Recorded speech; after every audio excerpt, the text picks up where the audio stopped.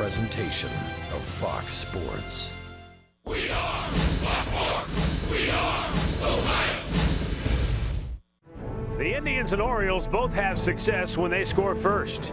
And last night it was the O's who landed the first blow on a mighty blast from Major League home run leader Mark Trumbo to start the ballgame. Tonight the Tri will try to fire the first shot in support of Josh Tomlin, who vies for his team-leading 11th win next on Sports Time Ohio.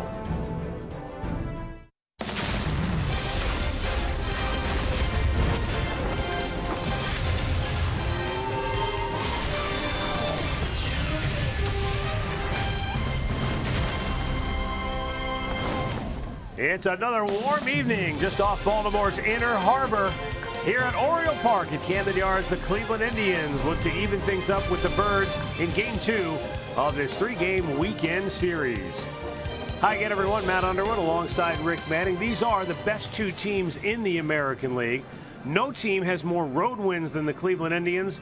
No team has more home wins than the Baltimore Orioles. So you knew something had to give last night. And Archie, unfortunately, in the first inning, it was the Indians pitching that gave way. Well, Mark Trumbo was having a fantastic season. He leads the league in home runs. He's fourth in the league in RBIs with 71, 29 homers, and he's had a very good year against the Indians. 2 homers, 8 ribbies, and he's 8 for 16 with 3 doubles. He started them off early in the first inning, and it really wasn't a ball game because they finally scored first, but it's been so long like that for the Indians to have a game like that. Normally they're in the lead first, and on the road especially, they seem to score in the first inning a lot. Well, the Indians have the right man going on the mound tonight. Josh Tomlin, he's been spectacular following an Indians loss, and in his last 13 road starts, he's undefeated. Well, Josh Tomlin just goes out there and he cuts the ball, he changes speeds. On the road, he's 6-0. After an Indians loss, 6-1 this year. But you go back 18 starts, he's 13-1.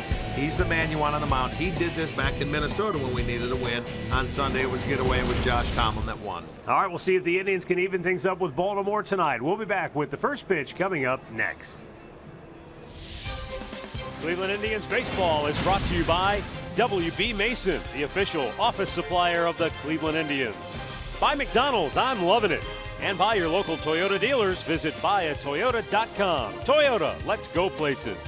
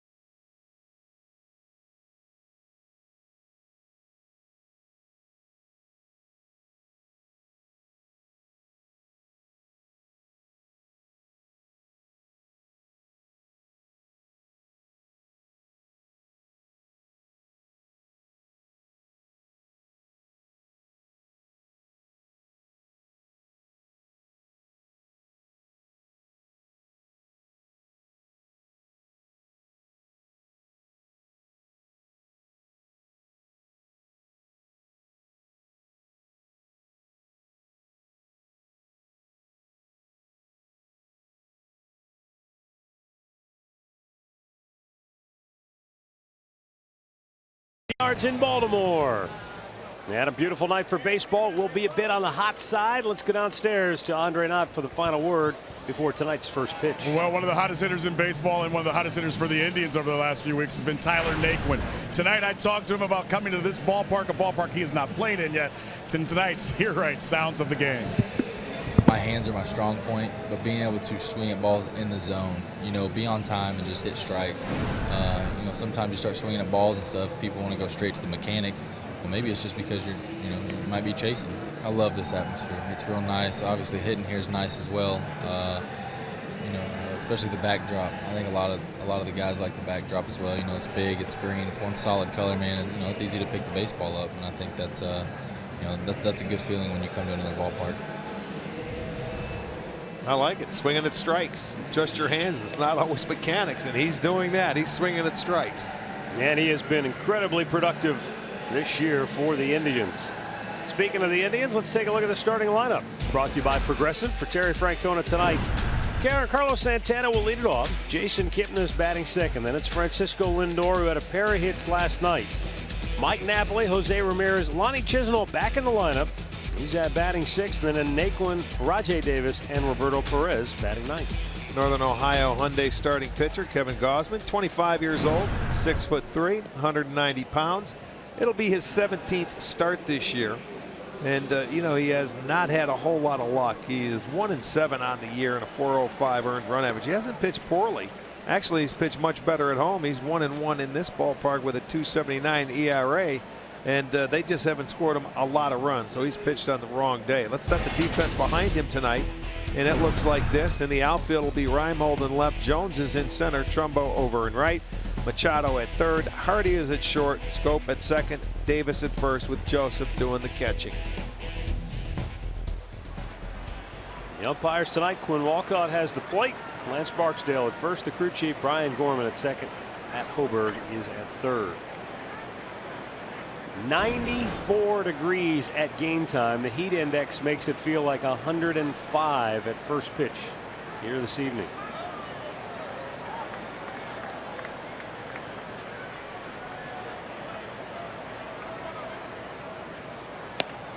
Low and away, ball one. Gausman, another one of those pitchers who uses not much of a windup at all. In fact, it almost looks like he's working out of the stretch. Yeah, no kidding.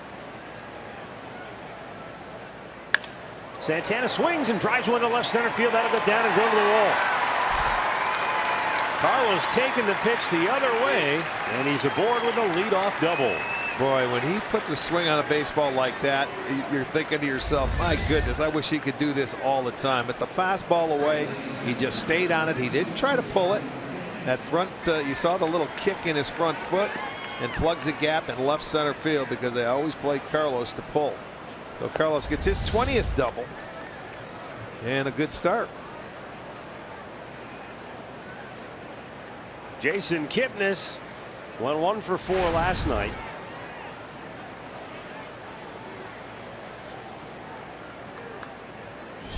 Kipnis has hit in 6 straight games, going 11 for his last 24 at the plate.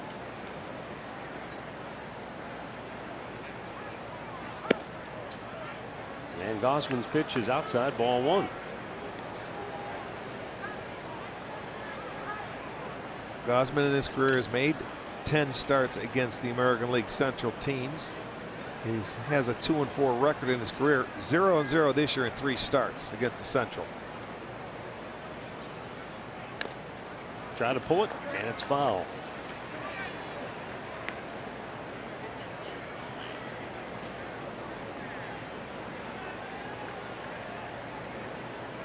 Gausman's lone win came June 25th at Tampa.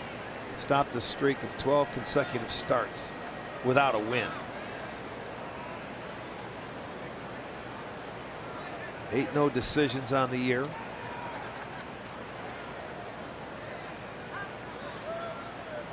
Upstairs, he missed badly there, 2-1.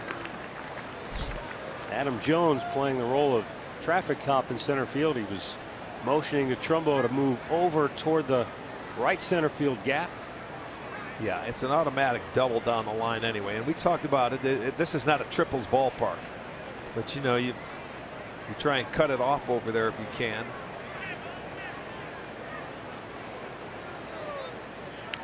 Foul right back. Yeah, we went from going to one of the most spacious ballparks in Kansas City as far as outfield to one of the smaller ones here in Camden Yards. How does that affect your play as an outfielder? What does it do to you in terms of setup? You feel more comfortable here. You know, you can play maybe a little shallower. In right field, you have the help of that wall down the right field line, and I'm sure that's why Trumbo's in right. Not a lot of gaps to cover and balls to cut off. The 2-2 to Kipnis. Struck him out. Boy, Gausman needed a big pitch and he made one. You know, I was wondering if he was going to take a page out of Dylan Bundy's book last night and go a lot of off speed in the first inning. Like, remember Bundy, all changeups. Well, he comes back and that's what he gets Kipnis on right here, a changeup. And Kip could not advance Santana.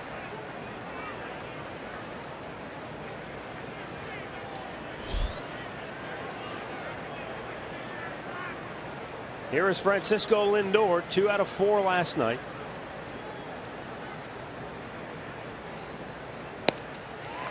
Lindor had a pair of singles, but it was that first inning at bat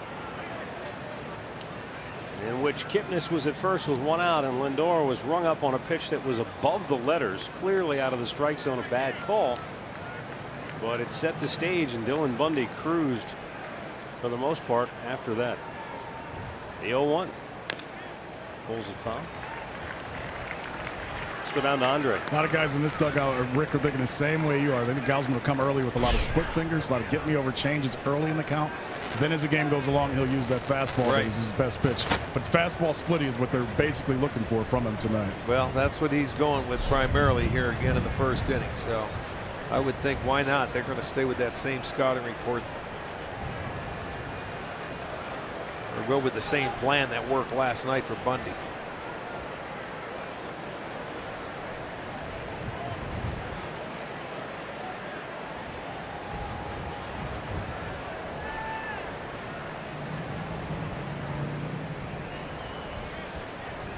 Up and away. This was a look at the pitch from last night. Oh, the strike call? That was at the armpits, and that was the first inning. He was rung up.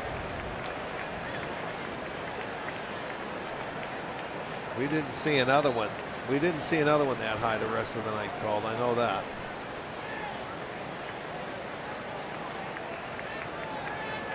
The 1-2. And Gausman strikes him out. So after the leadoff double by Santana, back-to-back strikeouts. Keys to the game are courtesy of Wayside Furniture. The Indians looking for some crooked numbers on offense and try to avoid the same thing when Baltimore comes to bat. Yeah, if you give up anything long here, solo home runs you don't mind. You just don't want the crooked number. They put a 3-spot on the board in the first, and it was cruise from that point on.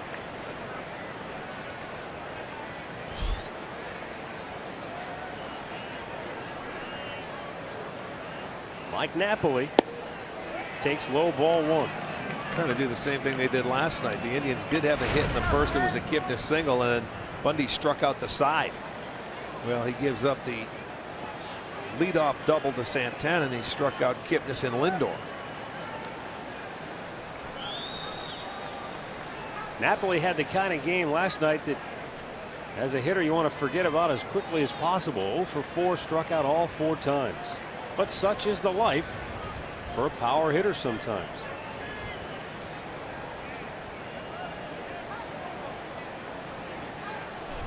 Now the catcher, Kalen Joseph's going to go out and we'll talk it over with Gausman. Yeah, trying to get on the same page. Well, we had Napoli tell Andre in Kansas City, I try to hit a home run every time I can when I get up there. He does make adjustments, though, throughout the count, and he will give in when he gets runners in scoring position.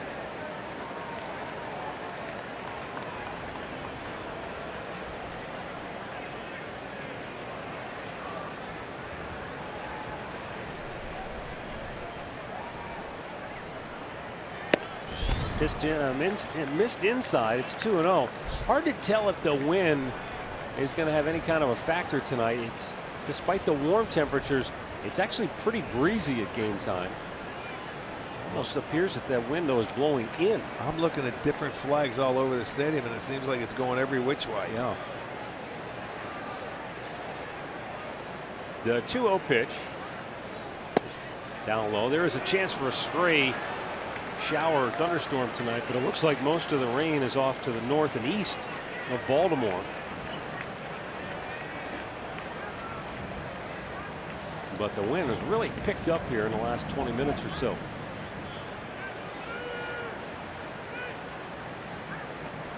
Three-0 count. That is one hitter who always has the green light. And he was trying to hit one a mile. Check it out in our Nissan pitch tracker. That ball seemed like it was by him. 95 miles an hour, 3-0 count. Up a little bit away.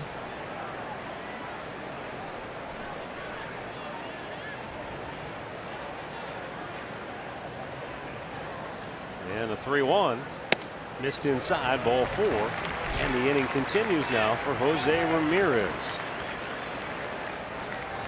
And while Ramirez is currently mired in what might be his longest slump of the year at 0 for his last 10, he is still one of the best hitters in the American League with runners in scoring position, owning the 4th best mark at .378. Indians trying to land the first punch. These are two of the best teams in the business when they get the first run of the game.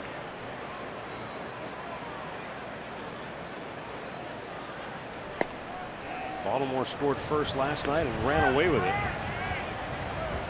Well, it just last night was a weird game because we haven't seen it like that from an Indian starter in a while, where they've given up a big number in that first inning, and it just never got back into the game.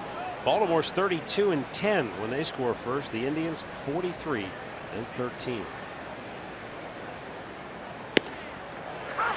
Borderline pitch, called a strike, 1-1.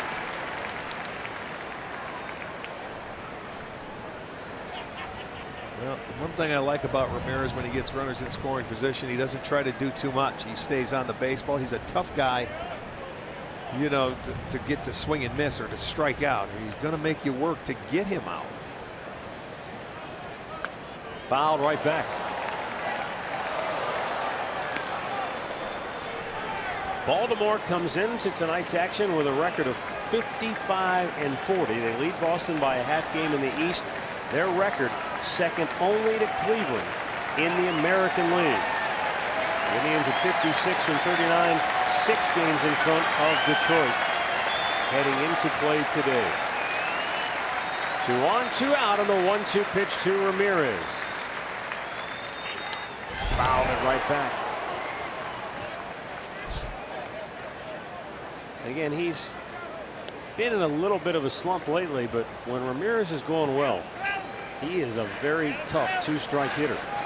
Yeah, he's not afraid to hit with 2 strikes. That's true. The one thing about Ramirez, though, he's a much better hitter at home. 338 to 249 on the road.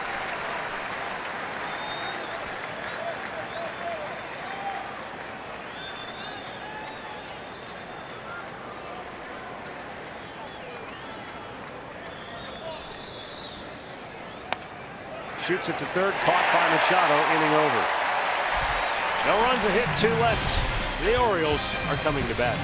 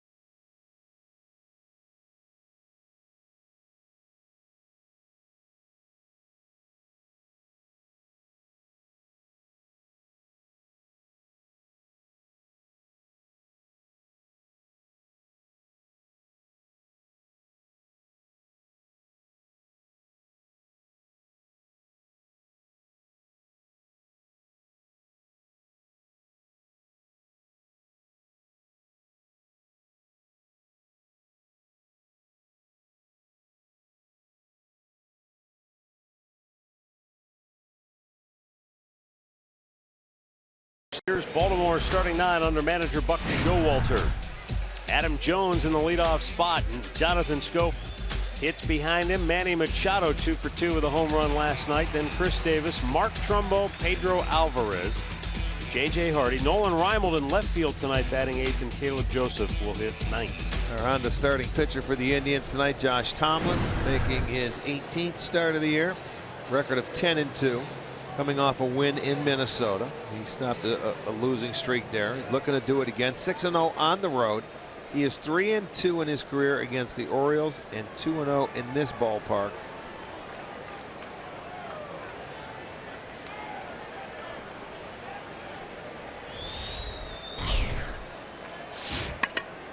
Adam Jones, 1 for 2 last night. Scored a run, drove one in. Well, Jones is one of those guys. He's got great numbers. Welcome. He's 8 for 15 off Josh. So you can see what his thought process is facing him. I'm looking at that first pitch, and he knows he's going to be around the plate.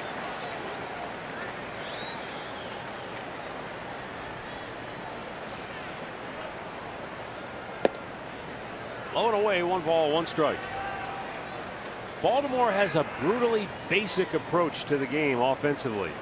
They want to pound you into submission. Off the end of the bat. It'll be a tough play and a dive, and Chisenhall cannot come up with it. And Jones has a bloop single. Well, nothing you could do right there. It broke his bat off the end of the bat. And you get a good effort from Chiz there. He just couldn't catch it. That's all. And with KIPNIS going out, he wasn't going to get there. Nice effort. It looked like he got the glove underneath it, but it just went off the thumb of the glove. So nice effort. It'll go as a single. So Baltimore's leadoff man aboard for Jonathan Schoop.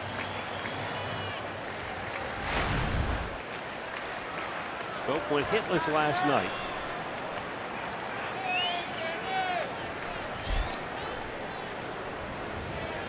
Baltimore not a team that runs. They almost never steal. Only 13 stolen bases on the year, which is dead last in the league.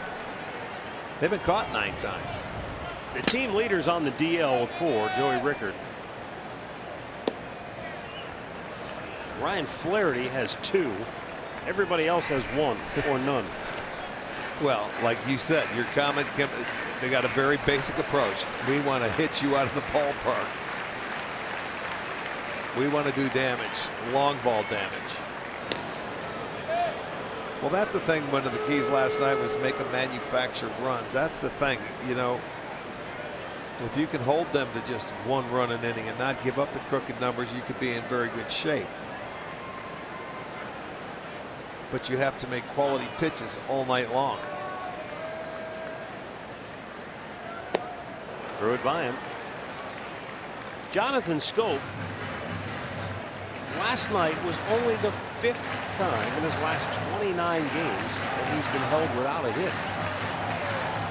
So that's a terrific job on the Indians pitching staff against him. Unfortunately, there were a couple of guys that did have good nights, Machado and Trumbo, and that's the problem with facing this lineup. You might be able to contain Davis and Schoop and Alvarez, but you still have all those other big hitters to contend with. Yes, you do. Well, you see the wind knock that ball down going out to right. It was hit high. It wasn't driven, but that was an easy play. Let's set the defense for the Tribe. Brought to you by Jeep. It looks like this. It'll be Davis in left, NAQUIN in center, Chisenhall in right. Ramirez at third, Lindor at short. KIPNIS is at second, Santana at first, Perez doing the catching.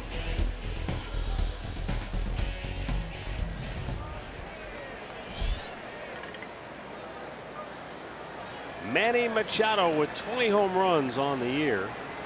Good for 14th most in the American League.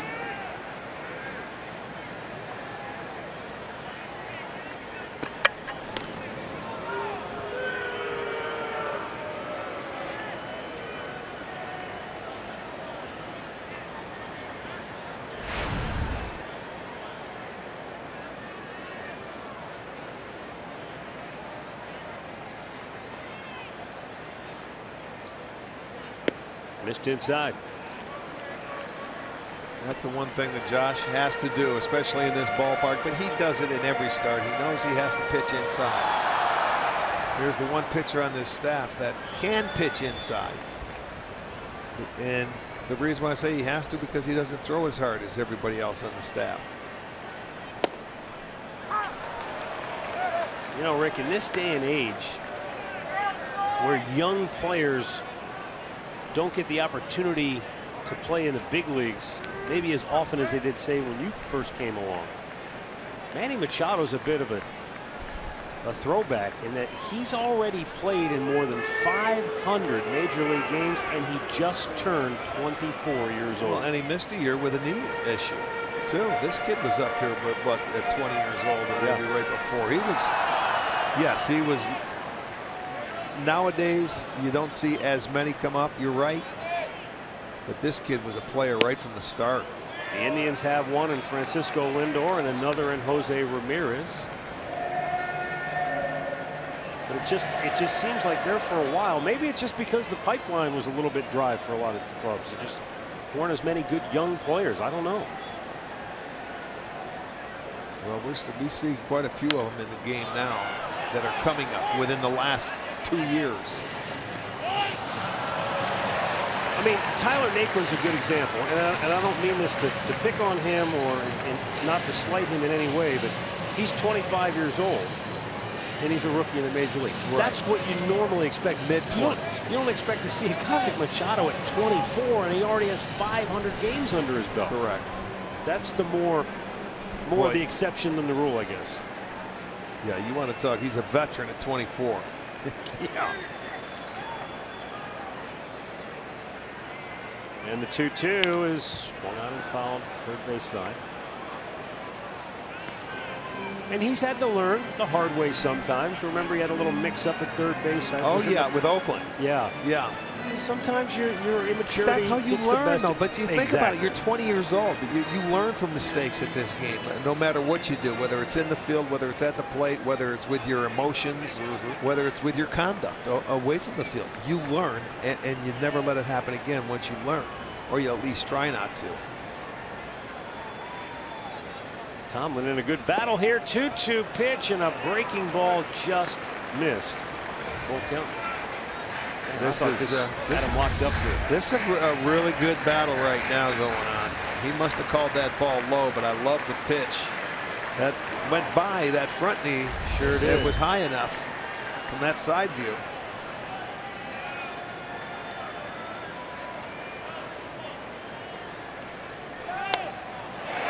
He just flicks it into right field, a base hit. And on his way to third. Close play. Jones just beat the tag of Ramirez. And the Orioles have runners at the corners with only one out. I'll tell you what, I didn't think he even had a chance to get him. But let's go back over that at-bat. There was a fastball in to start him off, and he went with a nice cutter away. Evens the count, goes back inside. And then he got away with one. There was one down the middle of the plate, and then he dropped the curveball, and he comes back with another one. Didn't get the call on that one. That was a good pitch. And then Machado hit a very good pitch. Maybe not even a strike. But boy, I didn't think Chisenhall even had a chance on that throw, but it was awfully close. So now the Orioles with first and third and just the one out. And here's Chris Davis.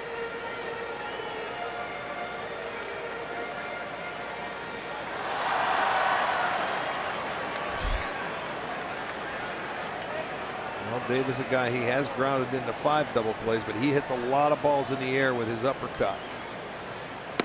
Ooh.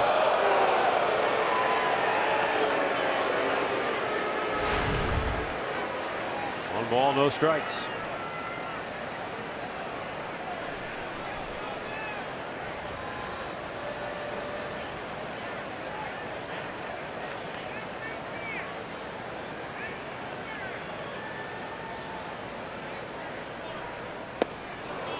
Down and in. That's where he wanted that first pitch, but that one got away from him. Comes right back and nails the location this time and evens the count. Look at that little cutter inside. It just kept running in, and you're trying to get the bat head out in front. He likes the ball down, and you know he likes it in, but that was a little too far in. but he got him to chase.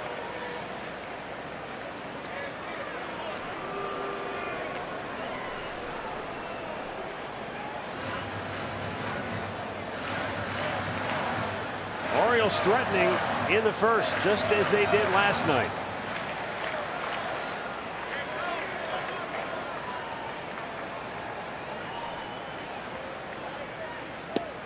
Missed in off the plate, and it's 2-1.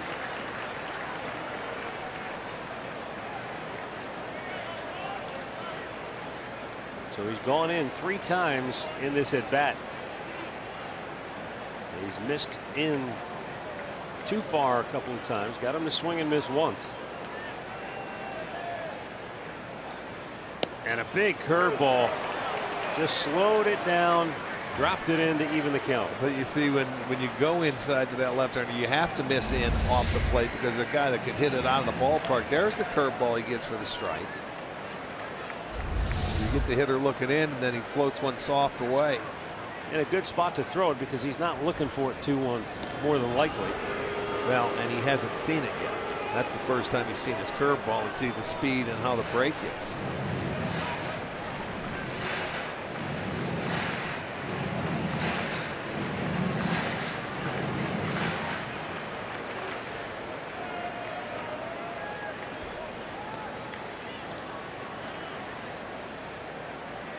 Threw it again, right at KIPNIS. He picks it, goes to second for one, back to first. Safe is the call, and the Orioles take the lead. I don't know how in the world Davis could have beat that out because that ball was hit like a rocket to second base. I have no idea. That ball is smoked, and it's a double play ball. And they said no, he's safe. You saw Millsy. It's a rocket. A little slow with the turn there, and I give Davis credit. He got down the line, but that's a play I think could have been turned, should have been turned. He does. He beats it out. So they get on the board. And with 2 down, the inning continues.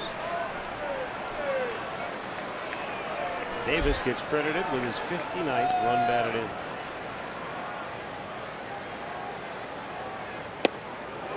And Mark Trumbo goes dialing for long distance, but came up empty.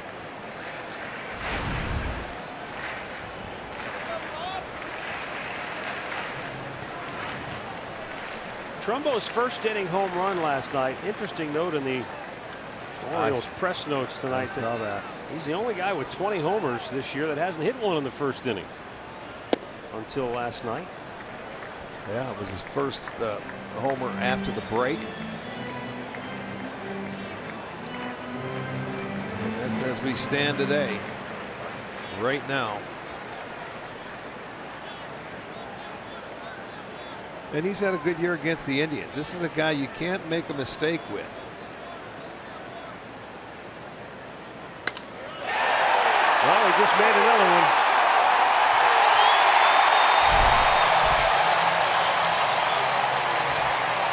And just like last night, Baltimore leads it 3-0 in the first. Well, he hasn't hit one in the first. He's hit 2 now. And he went inside with a fastball. And I'll tell you what, he pulled his hands in nicely. And he just drops the head of the bat. That was a nice swing. Never really, just quick hands through the hitting area. And that ball shot out of here. And so Baltimore again puts 3 on the board in the first. Trumbo his 30th. Boy, how, well, goes without saying, the double play that the Indians didn't quite get turned. How often that is the case in baseball. The unturned double play. Give him an extra out in the inning.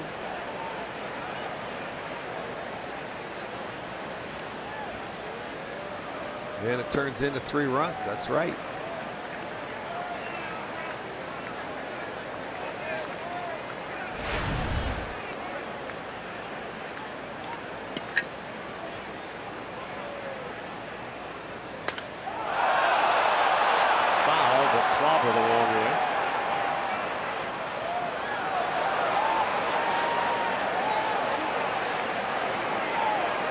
Alvarez has tremendous power. We've seen it on display in the past.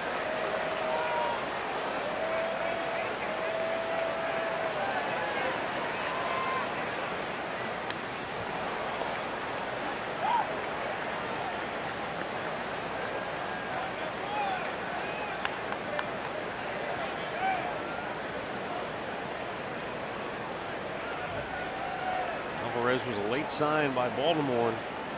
He's given them 11 homers and 11 doubles. He'll strike out here to end the inning. But once again, Baltimore blast off in the first. A double play that just barely beat out.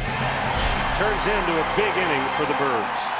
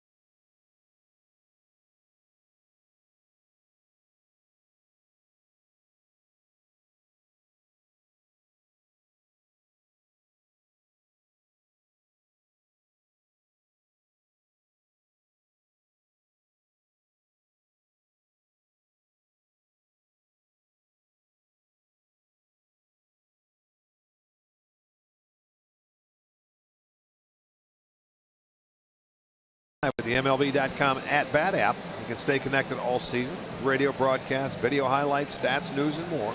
Download MLB.com at-bat, the #1 app for live baseball on your smartphone and tablet.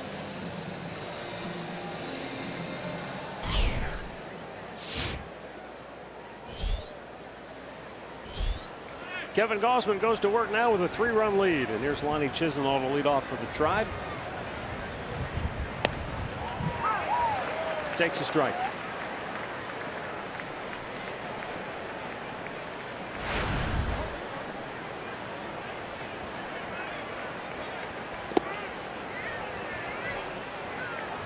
One ball, one strike.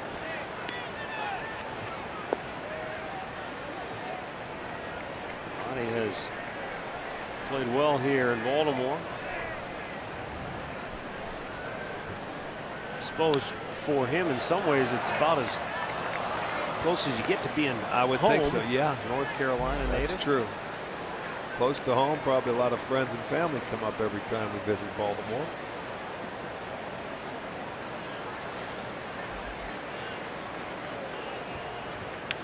Foul right back.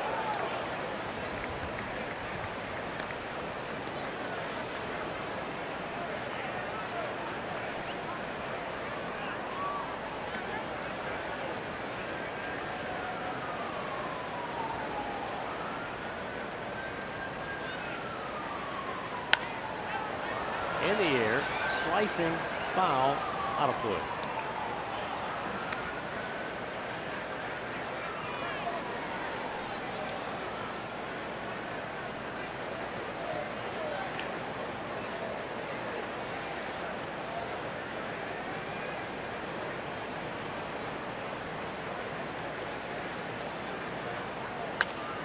Again, Lonnie trying to shoot it that way.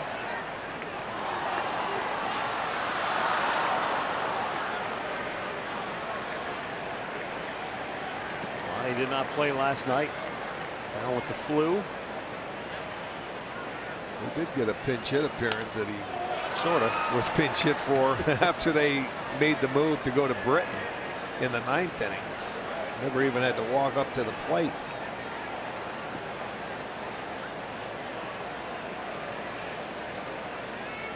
Again, the 1-2. In the dirt, 2 balls, 2 strikes.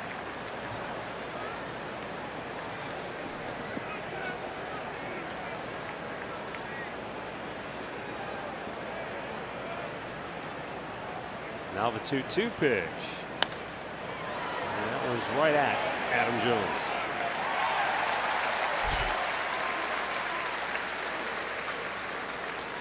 Our stat of the game is brought to you by Buick. Baltimore continuing to improve on their record when they score first by winning last night, and they've jumped out early again here this evening. It's been a really good formula for the Indians this year, but for the second night in a row, their starting pitcher could not get through that first frame without giving up the crooked number. Well, Baltimore has played the Central Division very tough this year. They're 17-6.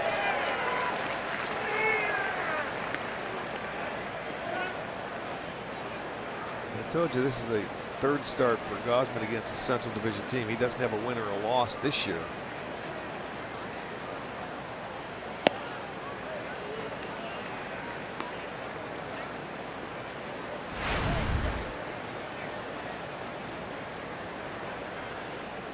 Tyler saying today to Andre, loves the hitting area, loves the backdrop here. Now you can see the baseball. This is a great baseball town. You see their fans, it's a sea of orange when you get into the seats. And it's been a good town for a long time. They love their baseball here in Baltimore. They may see it well, but they haven't done anything with it to this point. 8 hits last night, 6 of those were singles. The one time they did get their leadoff man aboard was when Abe Almonte doubled in the 5th. That led to the Indians' only run so far in this series. Elevated the fastball there to Tyler. Rajai Davis batting 8th, had one at bat last night.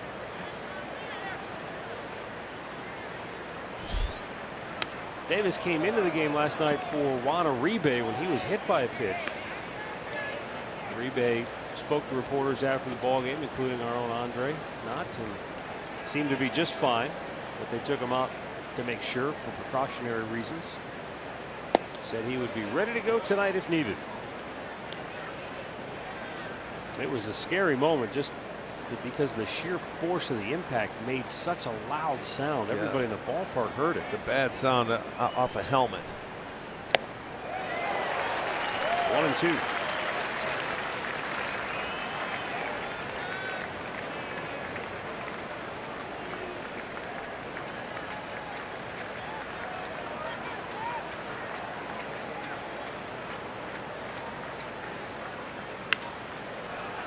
Popped him up. Shallow left. Out goes the shortstop Hardy. Inning over. Indians go 1-2-3. It's 3-0 Baltimore.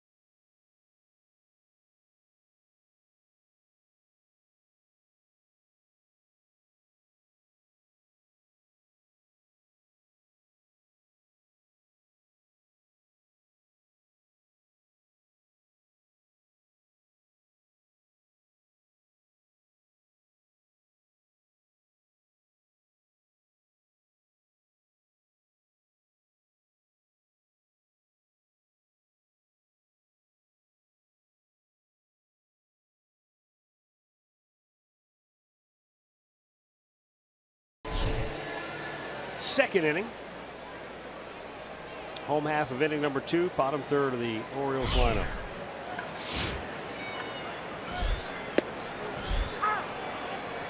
J.J. Hardy takes a strike. He had 2 hits last night. Yeah, he's been on a tear since he's been back.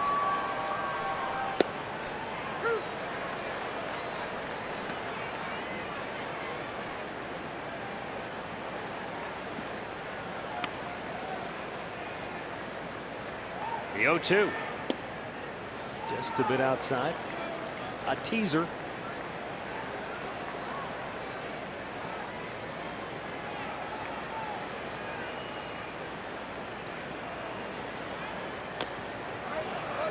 Hardy able to fight that off to stay alive. You know, you go back and you think about that first inning here.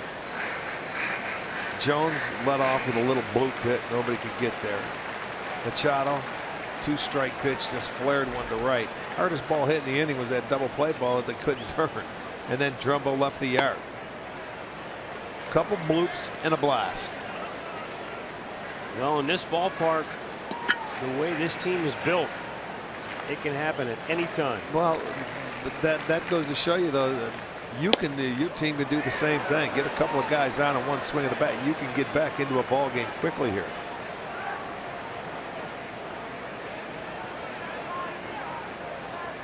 But the one thing you deal with Buck Showalter's bullpen is that they have the best in the league. And look, they have a great approach when they get to 2 strikes against Josh. They're just trying to take it the other way and slap it. Third opposite field hit already. You know, you go back and here's the breaking ball that was right there, hit hard. It just wasn't quick enough to turn it. And Davis isn't a speedster going down the line, but he does beat that one out. And then the next hitter leaves the yard. And that makes it a crooked number. They went from none to 3 in a hurry.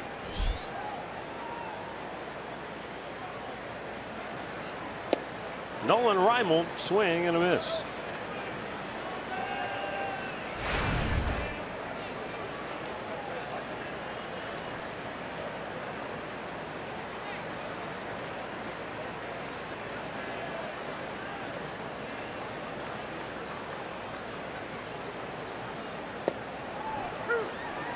And 2 quick strikes.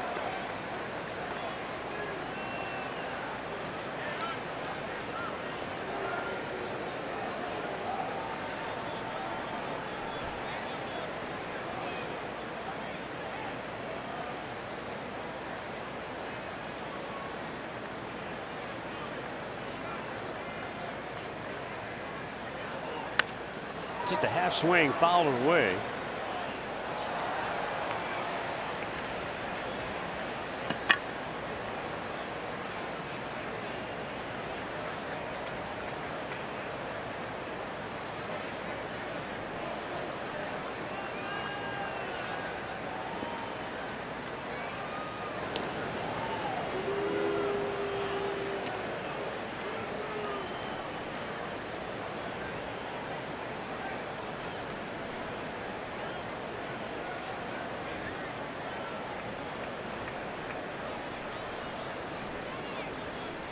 Swung on and missed. He got him to chase that breaking ball that went straight down into the dirt.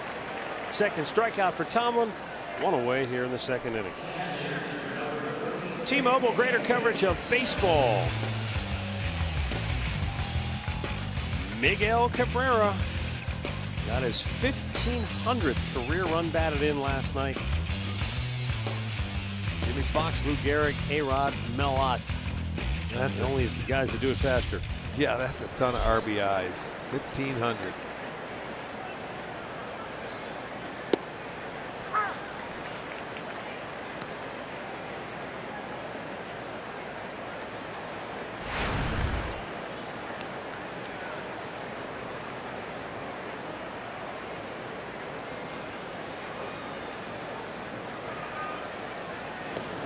That game that Miguel Cabrera is playing in tonight against Chicago, sort of an interesting development late, almost right before game time.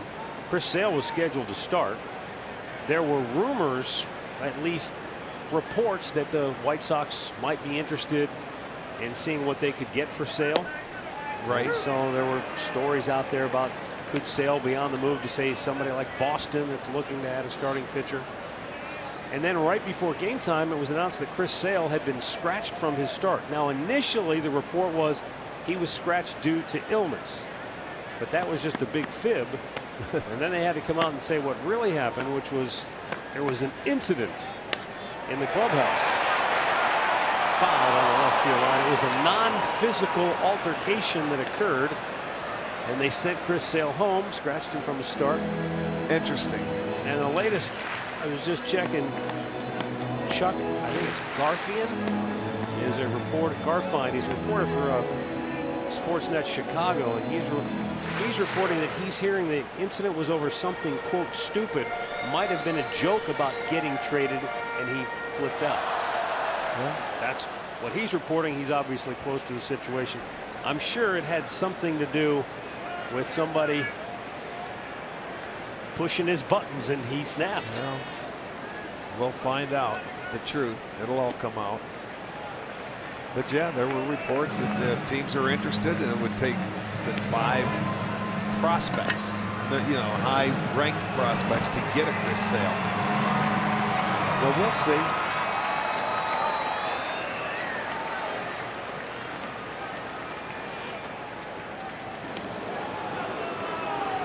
Yeah, instead of the Tigers having to face Chris Sale, they're facing Matt Albers instead. Yeah. Who's a guy out of the bullpen, so how long do you think he's going to go?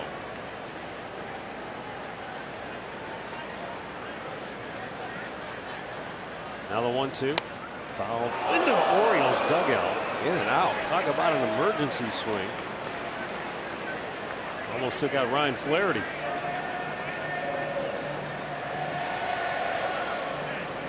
Let's go down to Andre. It's amazing how news travels quickly, even in this dugout. Down in this dugout before the game, I had multiple players ask me, where's Sale going? What is going on with Sale? Even Mike Sarbaugh asked me after he went out for the first inning, he goes, has he been traded? What's going on? The Indians want to know. Some of them are disappointed because he didn't make a start against Detroit. Yeah, well, that's what I was thinking. Well, that was the next question. Who's pitching for the White Sox, and what the heck is going on? They want to know. Yeah, Matt Albers. Tell them. I've told him. But we didn't say Matt. We used a different name. Okay, I got you. Nickname? Yeah, well, a nickname. I mean, you can understand, though. It's a pennant race, and as Mike Napoli told Andre the other night, hey, I'm checking the standings every day. You're not come on. You're aware of what's going on. You better be. They all knew that Chris Sale wasn't starting tonight. That tells you something right there. He was supposed to. White Sox lead the Tigers 2-1 there in the second inning in Chicago. Well, it's amazing now what you can get off your phones and everything. So you're just a click away from finding anything out you want to. 2 balls, 2 strikes. Josh Tomlin's already at 44 pitches tonight, with 1 out in the second inning. They have made him really work. They've had a good approach. They've stayed, and you can see the right-handers going the other way. When they get down in the count, they're not trying to do too much.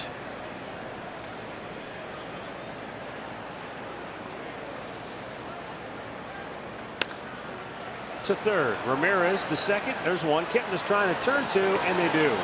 This time the inning's over. We've played 2 in Baltimore. The Orioles lead it by 3.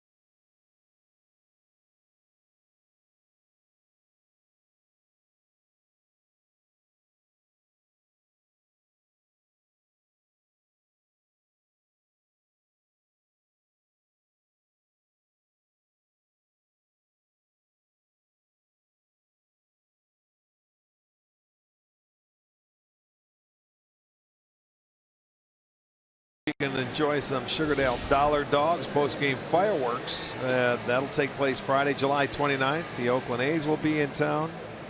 $2 Budweiser cans in the right field district from 5 to 7. And 10,000 fans are going to get an ugly Christmas t-shirt, courtesy of Papa John's. Visit Indians.com for the tickets.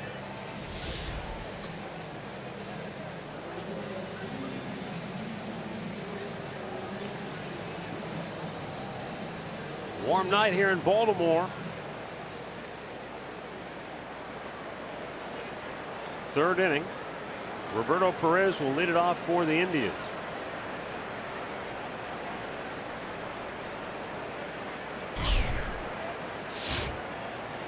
Perez hitless in 14 trips to the plate so far this year.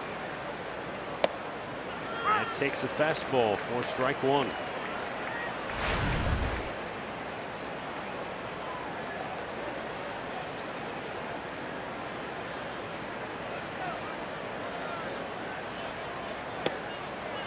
Missed it off the dish, 1-1.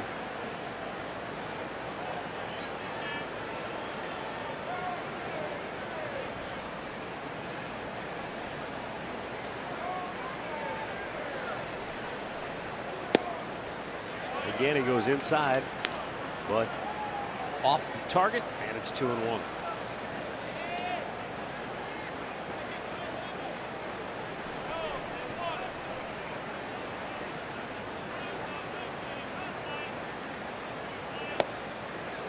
Takes another fastball right down the slot, and that evens the count of 2-2. Well, Perez would love to get off this slide. 0 for 14.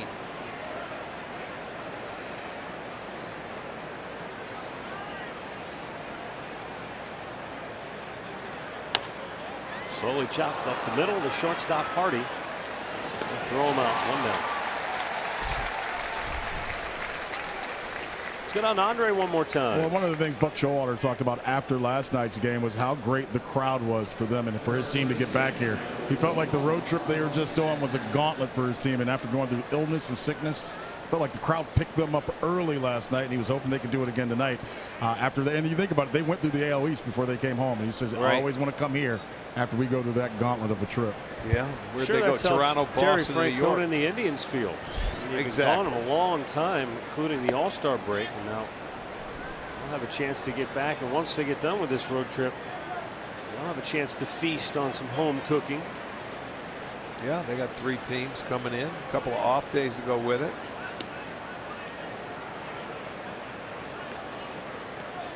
Go back into interleague when we get home.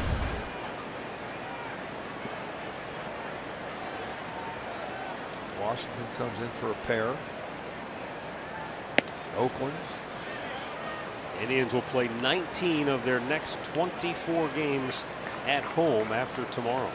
Well, that's the same thing Baltimore is. They have the best home record, and the Indians, they've got a very good home record as well. So you look forward to it. But the Indians have played well at home compared to Baltimore. Baltimore hasn't played well on the road. That's why they need it. The Indians have 30 wins on the road. Nobody else in baseball has 30 wins. Santana draws a walk. He doubled his first time up. This time he walks on 4 pitches. Second walk issued by Gausman. And it will bring up Jason Kipnis.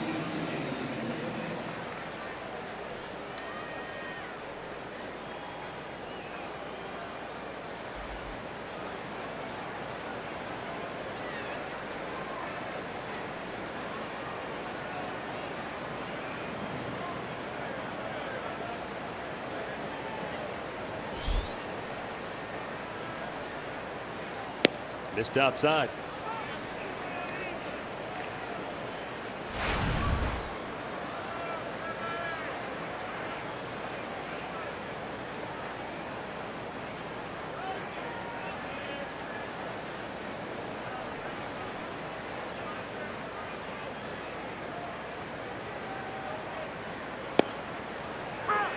Oh man, Kipnis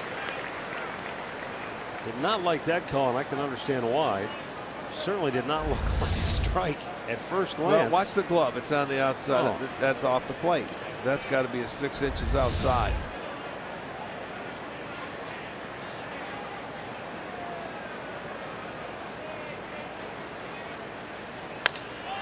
Kipnis clobbers one to center, but Jones has plenty of room and makes the catch. 2 down. I don't know if they got in on the trademark. Just didn't quite. Didn't sound square it. Right.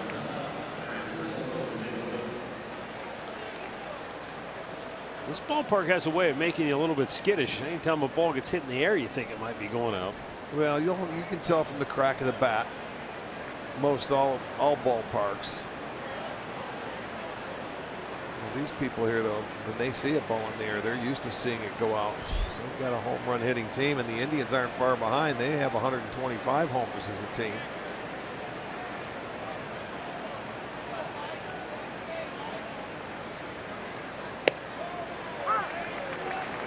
Francisco Lindor struck out his first time up. He takes a strike here.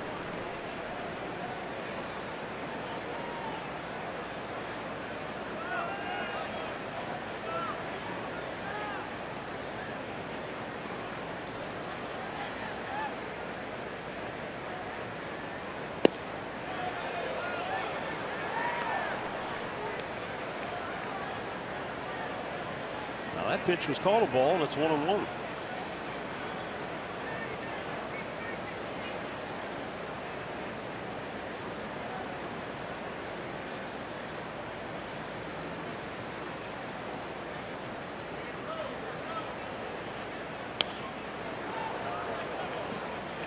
Well, he's keeping that little two-seamer or changeup off the plate. He's not throwing it on the plate. He's just missing off on the edge, and he's getting swings on it.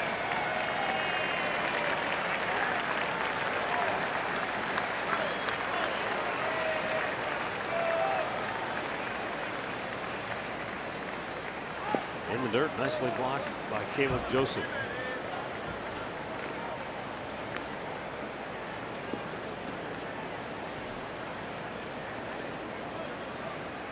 Only one time so far in 11 innings, including this one now, have the Indians had back-to-back hits.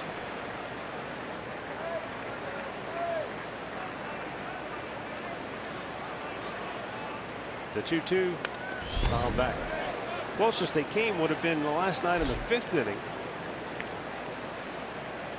They did have the back-to-back hits in the 2nd, but then in the 5th, remember, Almonte started it with a double, and then it was Chris Jimenez who hit that little slow roller, and they came home with it in the rundown. Yeah, and Almonte ended up getting back to 3rd. So they had 1st and 3rd with nobody out to manage their only run of the night. In that scenario. And it was a pass ball in that situation, so it wasn't an unearned run. Yeah. Well, Lindor's worked the count full. Mike Napoli would be next.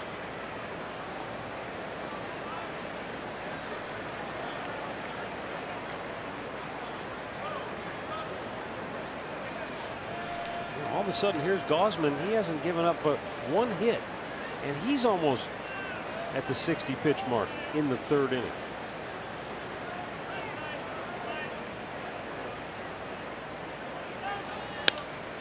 Lindor slaps it the other way, foul.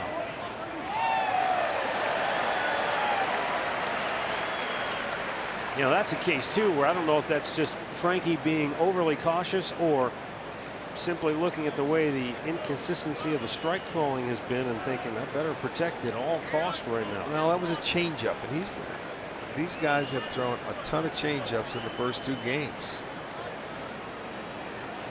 Until they make an adjustment, they will continue to throw it.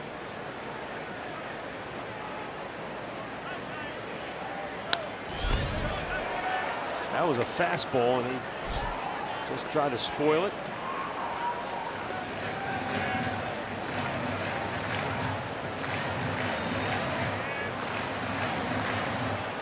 Santana's at first, so with 2 down, he'll be off on the 3-2 pitch.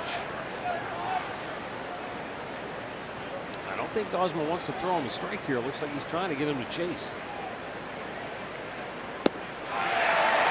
Struck him out with another changeup. That's 4 Ks for Gausman.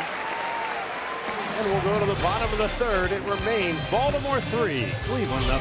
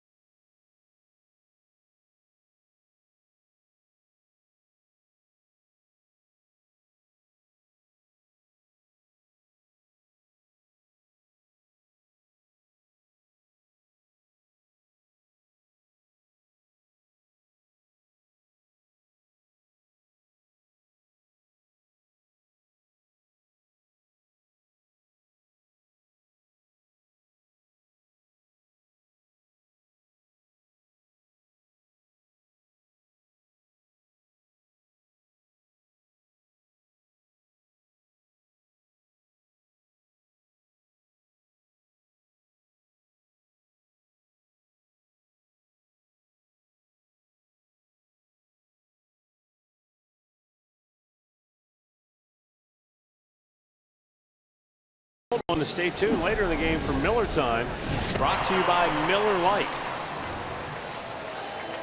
Well, as bizarre as this may sound, it's raining and yet it's hard to see a cloud in the sky.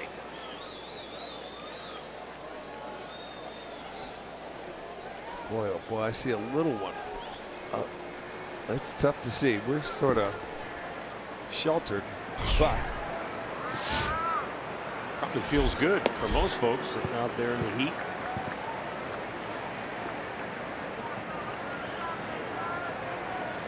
Three 0 Baltimore. Bottom of the third, top of the order. Adam Jones hits one off the end of the bat foul, 1-1 the count.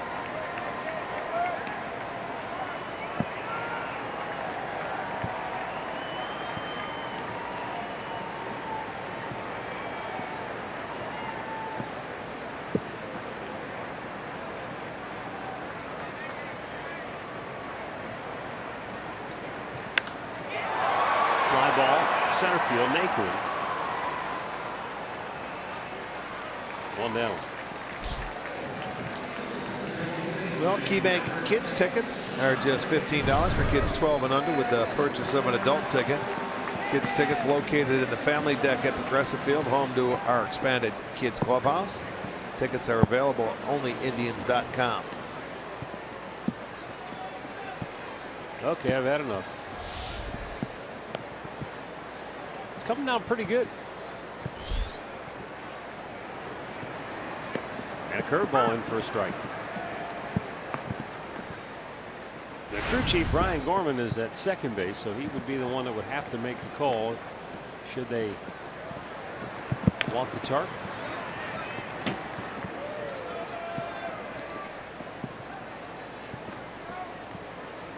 Brown's crew is in position if needed. Now, we have had cloud delays before, you know, waiting for it to happen, but I really haven't seen this. It's raining with a clear sky. I mean, it's okay. Now there's a semblance of a cloud. That must be behind us then. That can't be causing this rain, though, right? Fouled off.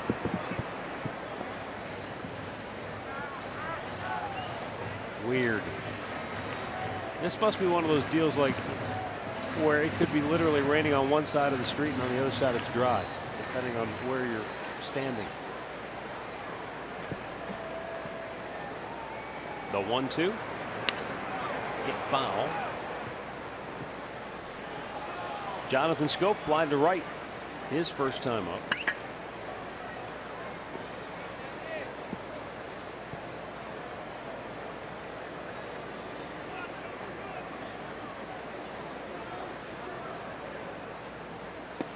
And he got him to go chase.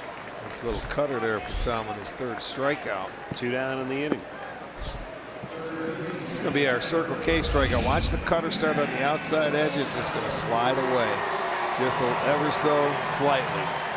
As it's coming in, you think it's a straight fastball, and it just continues just to slide a little bit. Manny Machado dumped a single into right field his first time up.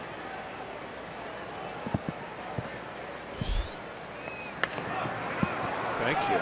Santana takes it himself. The Orioles go 1-2-3. And after 3, Baltimore leads it 3-0.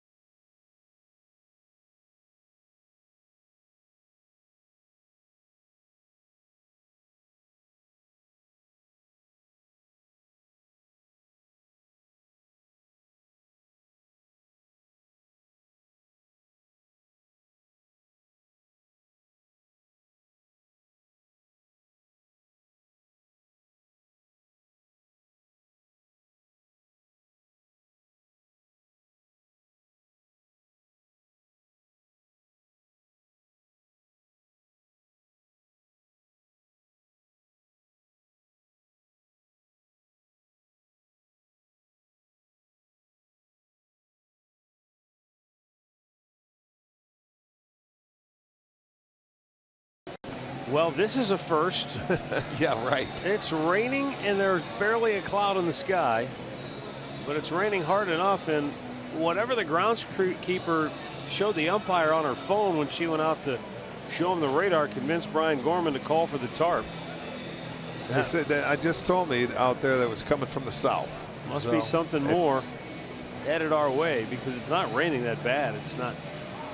If anything, it's definitely lightened up from what we had. Boy, it sure has. Before we went to the commercial break there. You can see the sun off of the facing of the Transamerica building. You can see the sunset lighting up that building. It's just strange. Yeah, well, it's covered. And, you know, I'm sure they have the radar and everything, that they know what's happening. But, boy, it was news to us. I thought we were clear for a whole weekend here in Baltimore, but you can't come to Baltimore without seeing rain. Well, there's always a chance when it's this hot, too. True.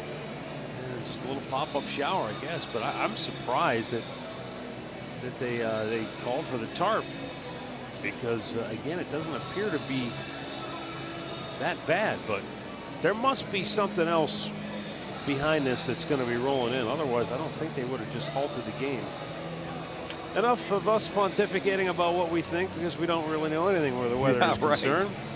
Let's take a listen to Andre Knott. He talked with Tyler Naquin before the ball game, and Naquin is off to a fantastic rookie campaign. Came into tonight batting .328 with a dozen homers. All 12 have been hit since the 1st of June. 29 RBIs, 10 doubles. He's among the league leaders with 5 triples, and he has put himself squarely in the conversation now for Rookie of the Year. Tyler, you talk about the process of trusting your hands and having some success recently. Just go through the process of trusting your hands and how it works. Just knowing my ability, you know, just swinging at balls in the strike zone. You know, just, you know, every now and then you'll get in a little funk, and, you know, you'll just start not feeling well. And in this game, you know, I believe any player will agree with that, man. Some days you just feel like you don't have it, but you got to go up there and go with what you have. And even whenever you are feeling great, you got to, then it's even a better spot to believe in and trust in what your strengths are. Talking about your hands, we've seen you really have success hitting the low ball. You hit a double yesterday down the right field line on a ball a little higher up. As you have success, is it easier to hit any pitch at any place? I believe so, but like I said, man, I think my hands are my strong point, but being able to swing at balls in the zone, you know, be on time and just hit strikes. You know, sometimes you start swinging at balls and stuff, people want to go straight to the mechanics.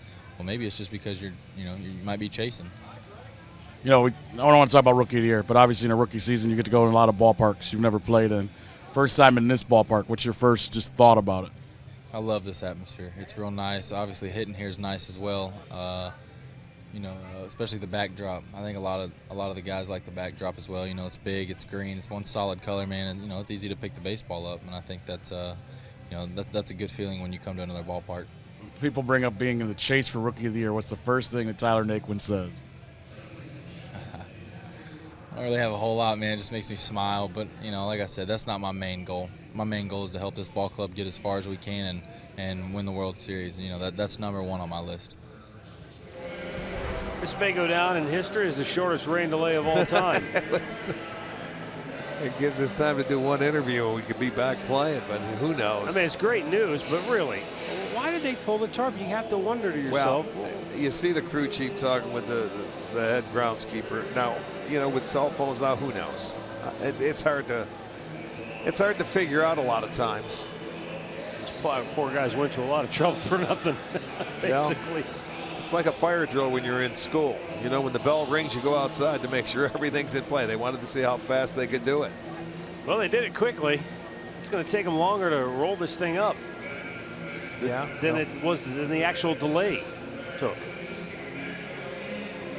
How long was that interview? About 3 minutes? No, about 1:40, I think. So we're talking about maybe a 2.5 minute actual rain delay.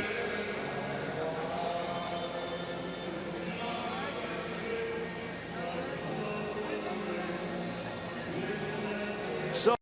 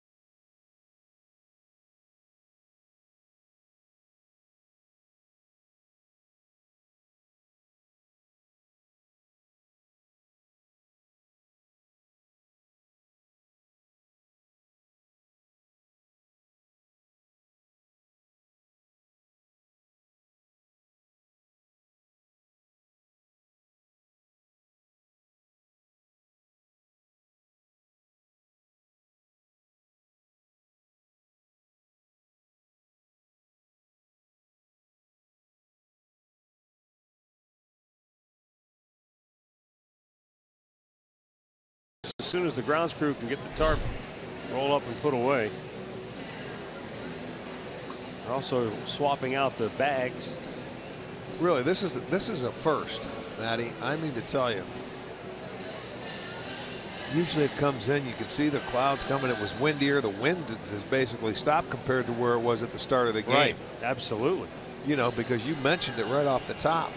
but it started to rain, and then as soon as they pulled the tarp, it stopped. It left. It was pulling a prank. They know it's Saturday. They wanted us to sit down and wait a little while, I think.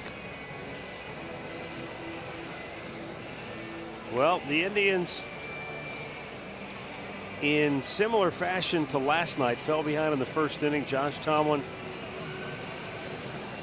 gave up a leadoff bloop single to Adam Jones. And then with one out, Manny Machado just kind of flicked one into shallow right field. First and third with one out.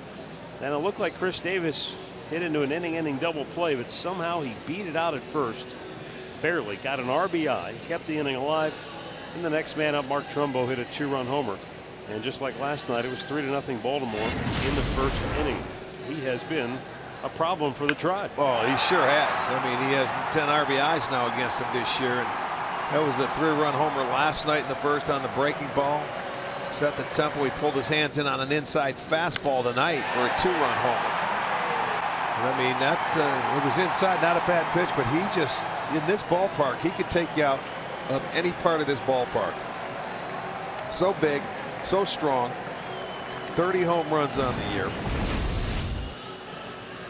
Yeah, what a sign that he has been for Baltimore when you think about it. To add a bat like that to your ball club, makes him just such a force. Well, to go with the other guys in that lineup, when you have a Machado and Jones and Davis and, you know, some pretty good hitters in there. These guys, boy, they're lethal. They like that, and they pound you. They lead the league in home runs.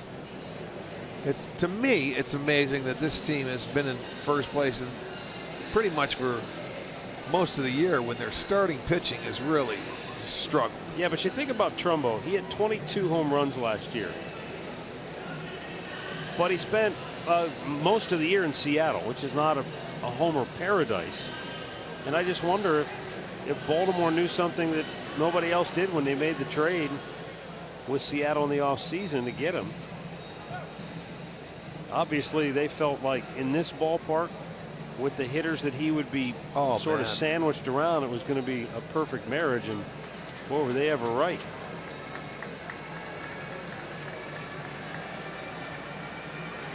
So, Orioles take the field, and we'll be ready for action here briefly. Mike Napoli, Jose Ramirez, and Lonnie Chisenhall due up for the Indians.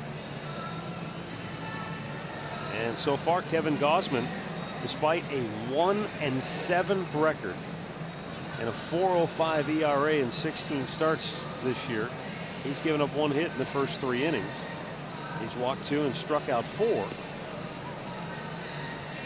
Well, and he's done it a lot like Bundy last night, relying a lot on the changeup. You know, and then using his fastball occasionally.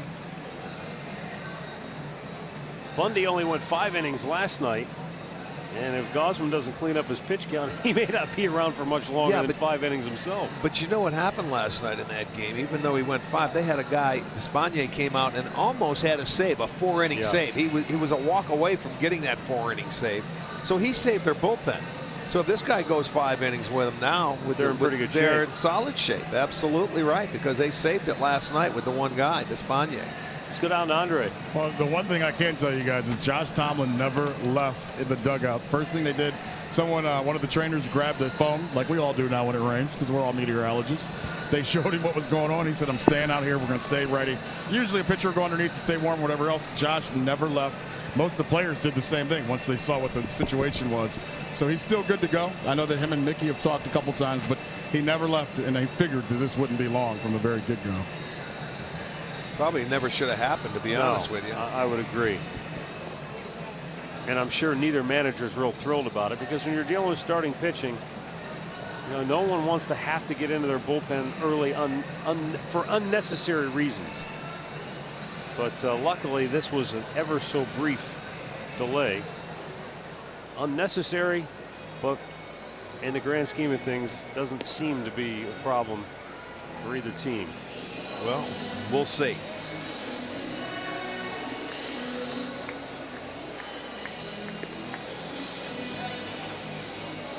So Mike Napoli steps in, and we're ready to go.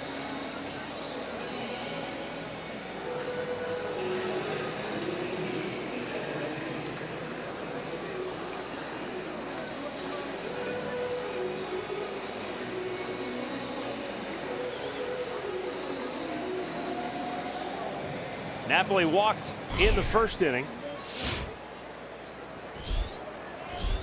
Now leading off here in the fourth.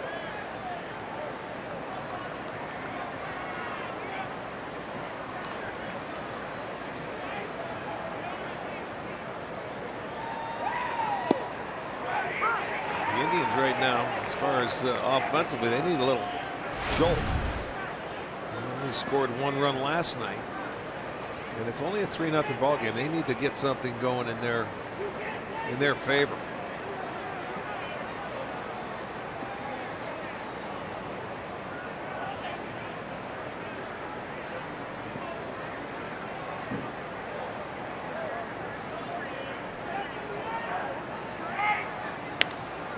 Pulled foul just beyond the Indians' dugout.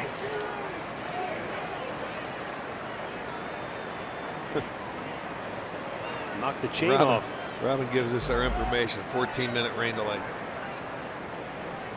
Again, it took longer to take the tarp off than the actual delay of rain itself. No question. San Francisco's gone ahead of the Yankees in the 12th inning, 2-1.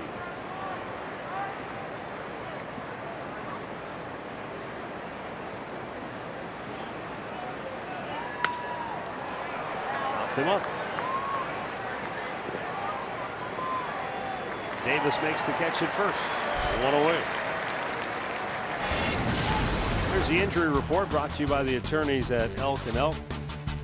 Koji Uehara, tough injury for the Red Sox in their bullpen. And of course, Texas not 1 but 2. And it sounds like Prince Fielder may be done for the year. Wow, neck problem again. He had surgery on that a couple years ago.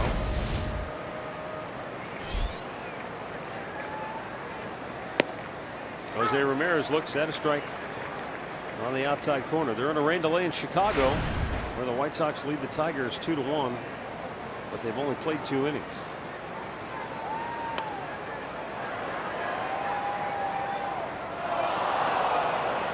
Texas out in front of Kansas City in the 4th inning at Kauffman Stadium, 2-1.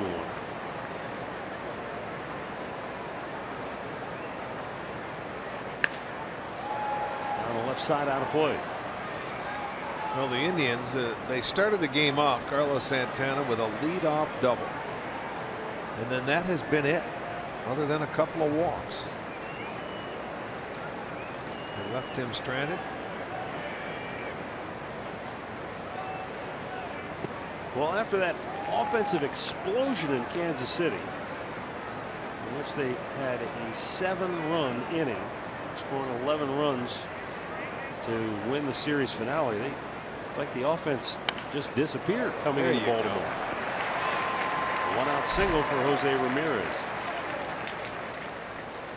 Snaps an 0 for 11 for Ramirez. Well, right back up the middle. Why not? A little breaking ball on the outside part of the plate. And he doesn't have much of one, but he's been throwing the changeup and that little breaking ball down and away. So stay on it. Ramirez does. Gets the second hit for the Indians. And it will bring up Lonnie Chisenhall. Had a good at bat his first time up, but flied to center ultimately.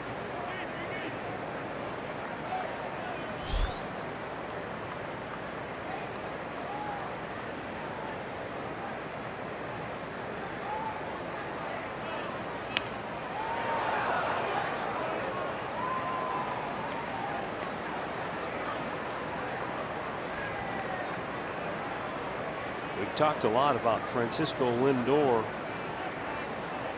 and how he has 16 games this year in which he's had at least 3 hits. Lonnie's had 3 games of at least 4 hits in his last 18 starts. Shoots that one toward left, but that's going to be way foul. Didn't he have that streak in about 10-game period where he had 4 hits? And then, I mean, he was on a tear there for a while.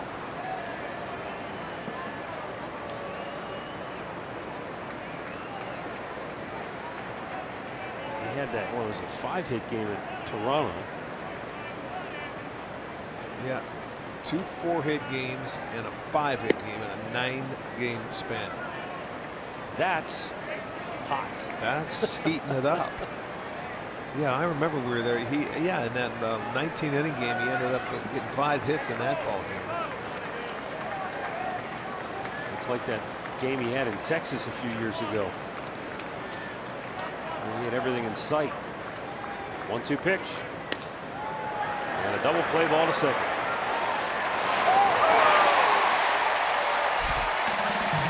Middle of the 4th. Baltimore 3, Cleveland nothing.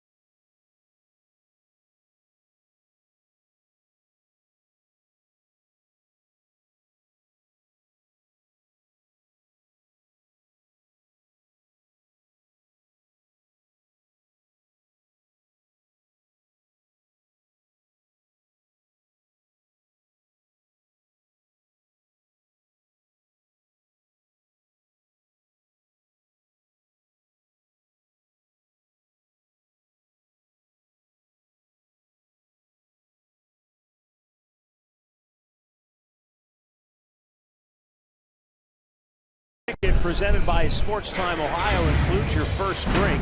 So grab some friends and catch the ball game from the corner or the drink rails and left. District tickets are only available online at Indians.com/district ticket.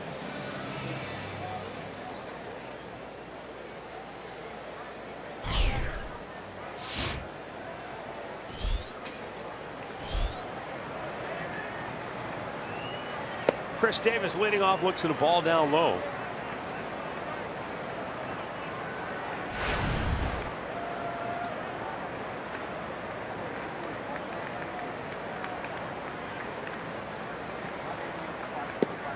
When the Indians get home,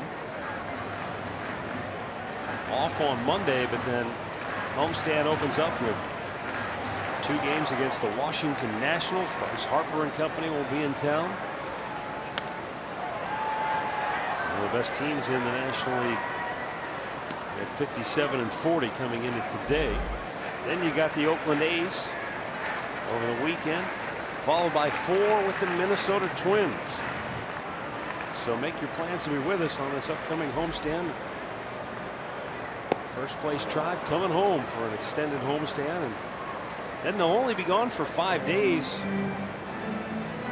after this 3-team homestand, and then they'll come right back home for another 3-team homestand. The Angels, White Sox, Toronto.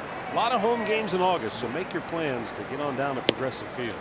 Tomlin punches out Chris Davis, his 4th strikeout tonight. 1 down. Painted the outside corner, this time with a fastball. After changing speeds, he just throws a dart on the outside edge. You know, he gets him now sitting on that breaking ball, and there goes the fastball, located beautifully. Mark Trumbo, the 2-run homer in the 1st. And a big curveball on a first pitch in the 1st round.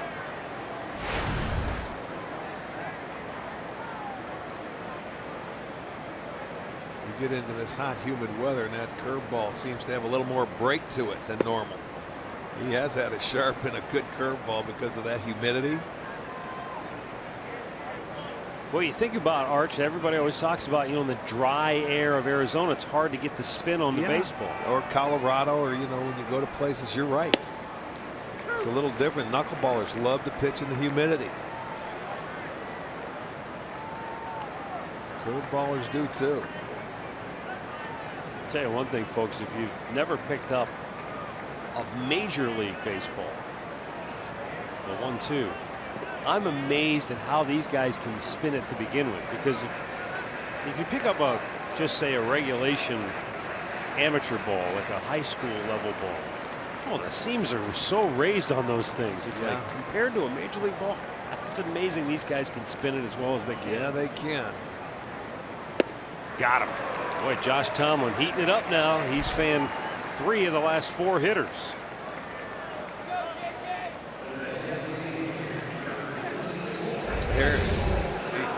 Here's a look at his curveball. Check it out, where he's pulling it straight down. You can see the spin, the tight rotation, and look at that thing break. Wow, that's a great look. Yes, it is. That's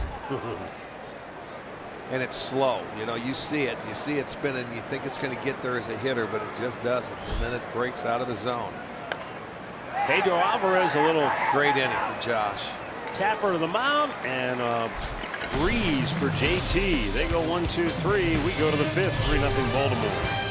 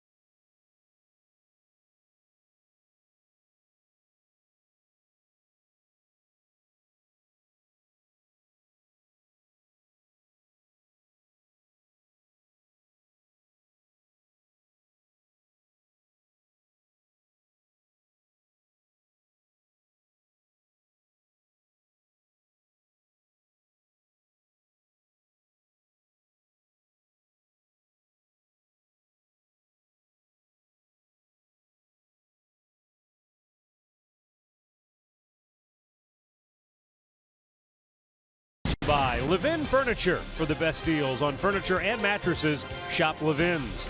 By your Northern Ohio Honda dealers. And by the Cleveland Clinic. Access anytime, anywhere.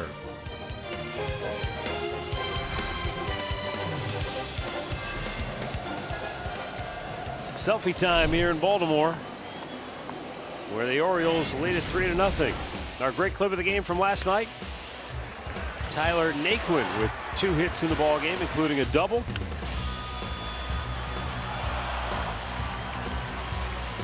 Yeah, he keeps rolling, keeps right on rolling. He struck out his first time in this ball game, but it seems like this kid's getting more confident day after day. He leads American League rookies in batting average, on base percentage, slugging percentage, tied for first in homers, 5th in runs batted in. Leading off the 5th.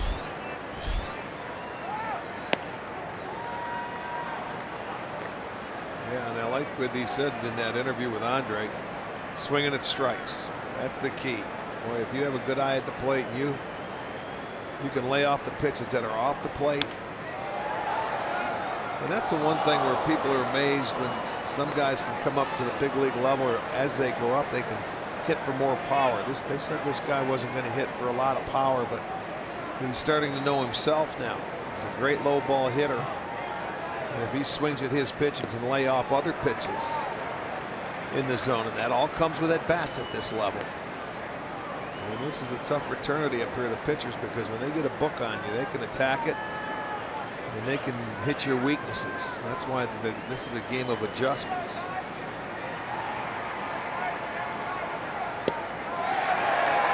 Gausman is cruising tonight. He is slicing and dicing. That's his 5th strikeout, and he has given up just 2 hits. Again, he gets him with a fastball. Got him with a fastball the first time. This one was down a little bit more. He got him up, he elevated it and threw it by him. This one, that was a decent pitch to hit. Rajai Davis popped up on the infield his only time up.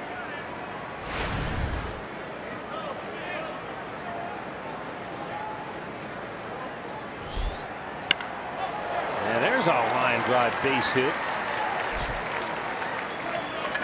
And the Indians have a 1-out base runner here in the 5th. He waited back nicely on the breaking ball and just threw the barrel head of the bat at the ball and hammered it to left, right down the middle. So he stayed back enough, kept his hands back, in a very good swing. Again, it's a 1-out single. He did that last inning, and then Gausman got the double play ball to get out of the inning. He got a problem with his protective sliding glove.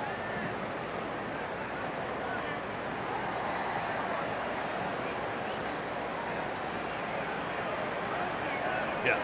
When you steal as many bases as Rajai does, you got to wear the protection. Can't do damage to the hands. Here's Roberto Perez, grounded out, his only time up.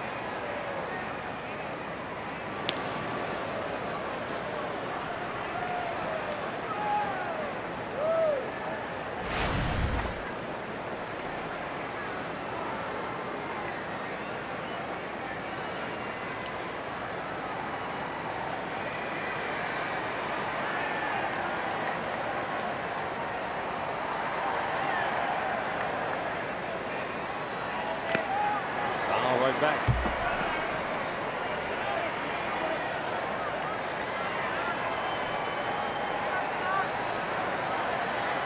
Perez broke his right thumb, also damaged a ligament on a play at the plate back on April the 30th. He needed surgery.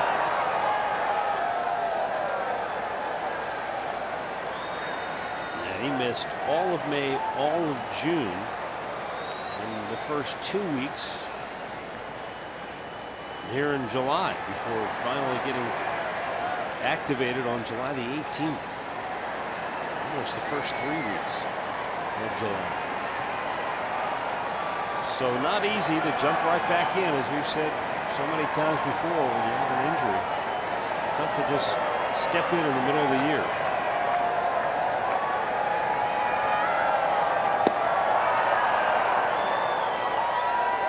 One ball, one strike.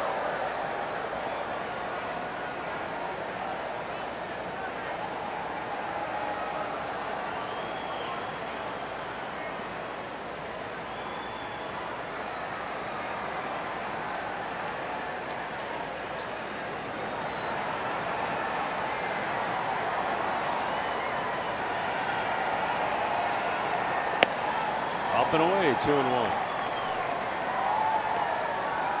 Gausman is very quick to home plate.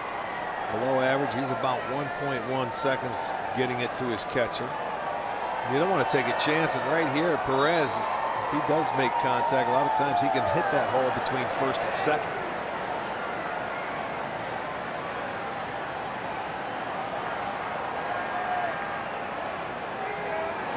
Close play at first, but Rajai beats it back with a dive.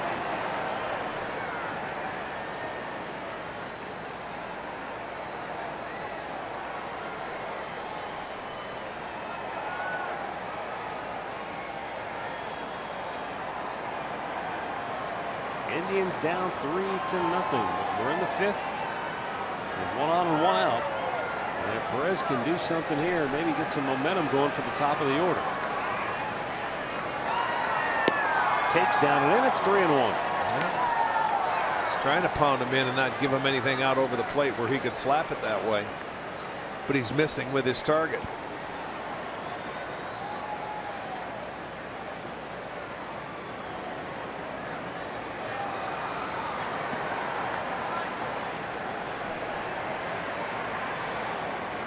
Well, this is a pitch that could change the complexion of the inning big time. Unbelievable. That ends the inning. We'll go to the bottom of the 5th. 3-0 Baltimore.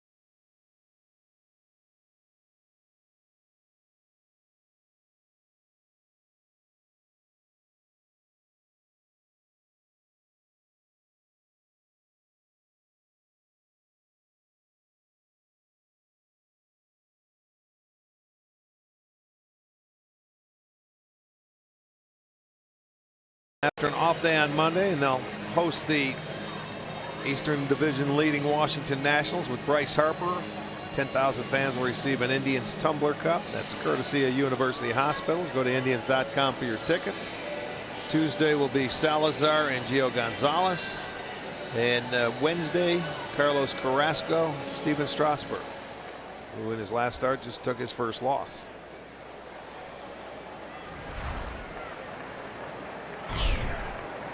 J.J. Hardy leading off for Baltimore takes a strike.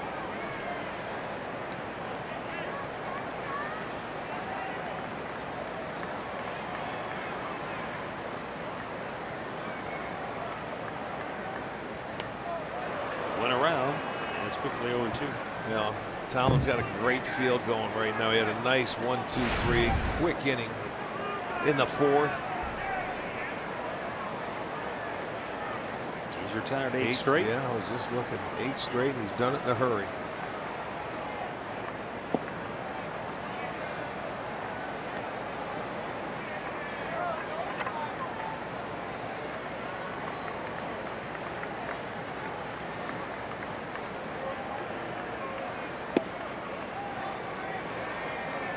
Boy, you think on the other side, you think about how hard you work as a hitter to get yourself into a good hitter's count. Such as Roberto Perez did. You get your 3-1 count, you're looking, and you hit into a double play to end the inning, and that's just sort of a frustration where the Indians offense is right now, and it happens sort of all of a sudden like. Well, back comes Tomlin to get his 6th strikeout on that curveball, and he has a dandy tonight.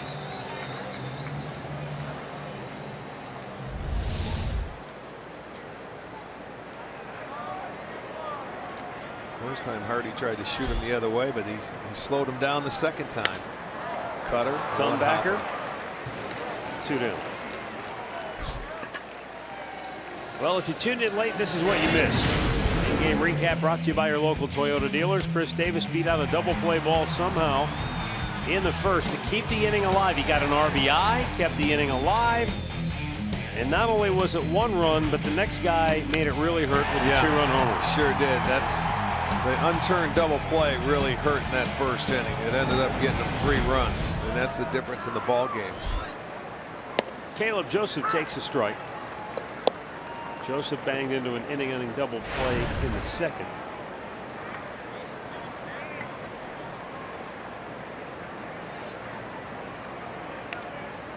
foul back.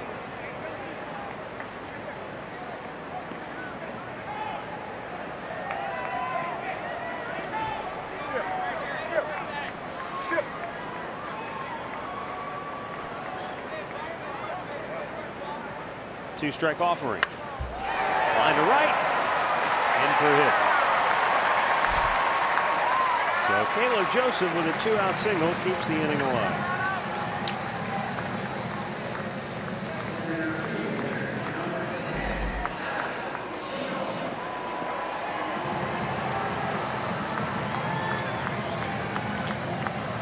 It will bring up Adam Jones, top of the order.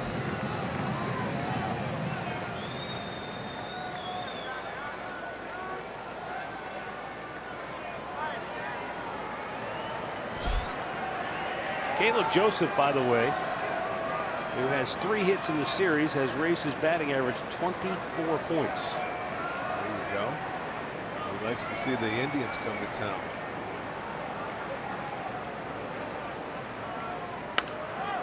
What a play.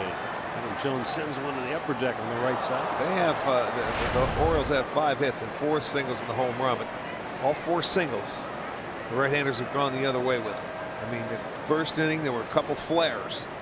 Hardy went to right, and right there Joseph. So they're all going, taking them to right field.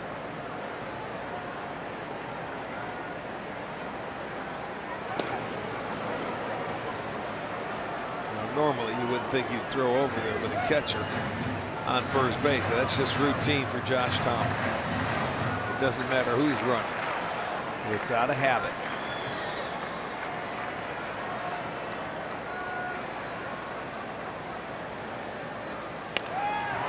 Hit left field.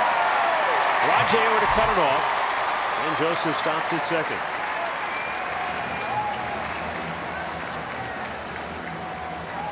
Well, Jones just he sees Josh Tomlin well and has had good numbers against him. He hangs him to the breaking ball there.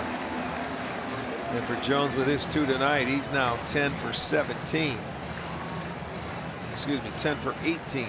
Off Josh Tomlin now, and they keep it going now with 2 outs and a couple of singles. Tomlin had retired 10 straight before the base hit by Joseph. Now Jones follows that with a single, and Jonathan Schoop, who was 0 for 6 in the series, will bat with 2 down.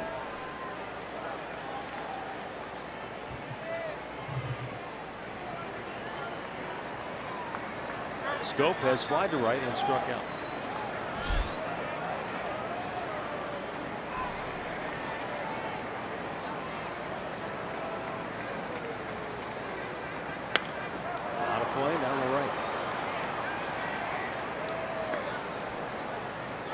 Seattle roughed up Toronto earlier today, 14-5.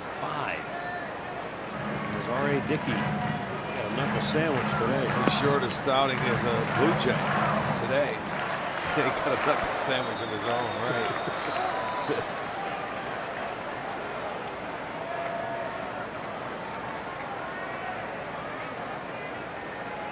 The 0-1 to Schoop. Shoots it foul.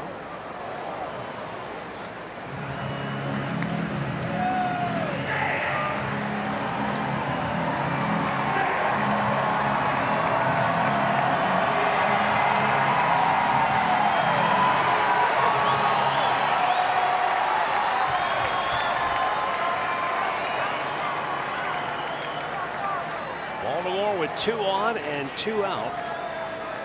Leading at 3-0. Schoop down on the count 0-2. Tomlin gets him with a breaking ball. Will it stay in play? No, that'll find its way into the crowd. And Schoop stays alive. And Roberto quickly out to talk with Tomlin.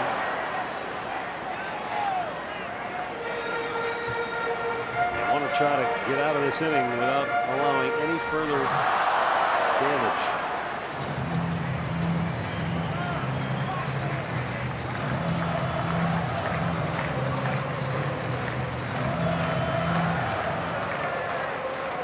Problem with a guy like Schoop, almost 50% of his hits go for extra bases.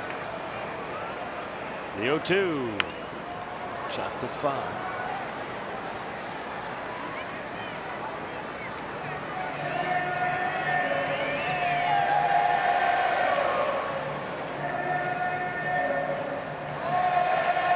43 out of 105 hits. This year, extra bags for Schoop. 26 doubles, 16 homers, 1 triple.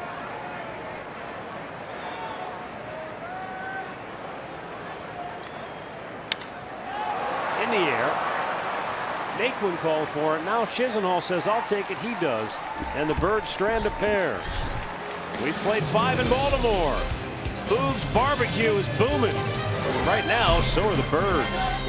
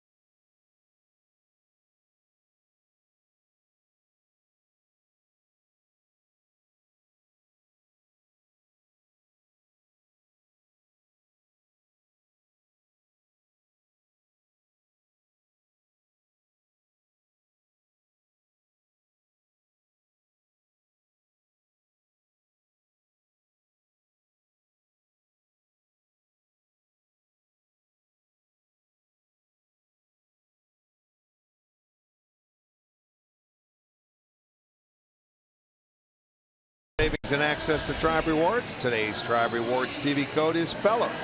Visit Indians.com season tickets for complete details.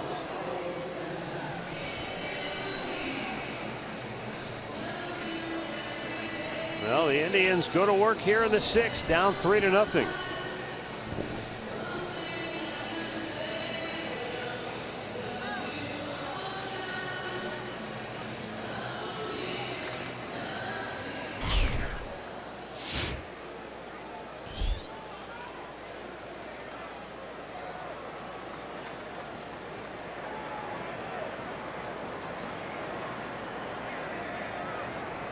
Carlos Santana has doubled and he has walked.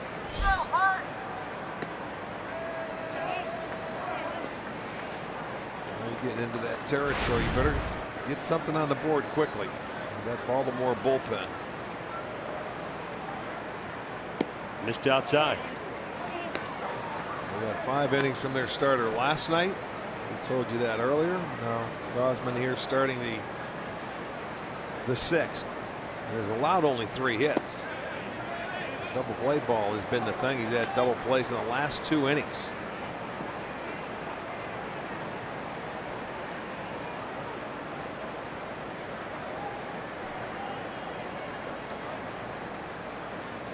Santana takes it's a borderline pitch outside corner. A strike is called. 3-1.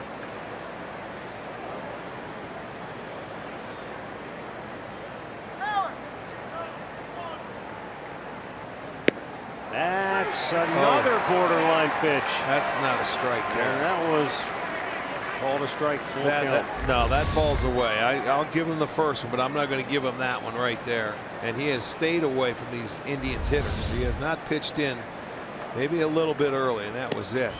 Well, make sure he doesn't call out. Unless he's Leslie Nielsen. There's no way that was going to be called a strike. Well, the last 2 innings, the Indians, any hopes of a rally were squelched by double play balls. Yeah. There you go. And the count was in the favor there, but they turn a couple of them easy, and you know, 2-for-1 ball diffuses a lot of innings. Here is Jason Kipnis, 0 for 2.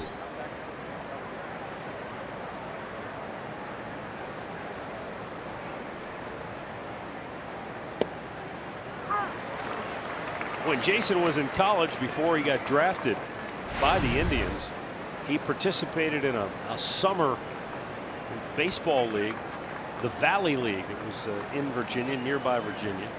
And the host family that put him up for those 2 summers made a trip to Baltimore to watch the Indians, and he was able to catch up and reunite with them. Oh my goodness. 3 innings in a row. The Indians have hit into a double play. Yeah. Well, Jason leads the team. That's number 15 he has hit into this year. It's a ball right at the shortstop, and they're able to turn it. So 3 straight innings. That double play ball has hurt the offense.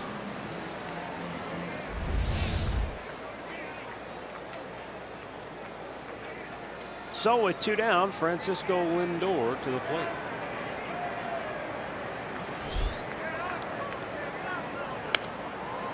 Back out of play.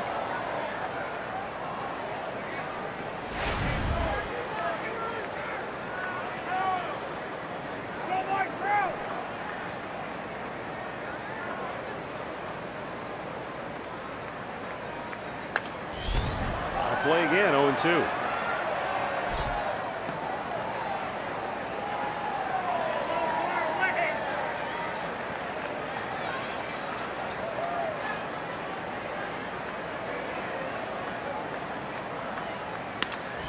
Line drive, base hit, center field for Lindor. That's the 4th hit of the night for the Indians. But with 2 down in the 6th, they are facing an uphill battle, because you get into this point in the ball game.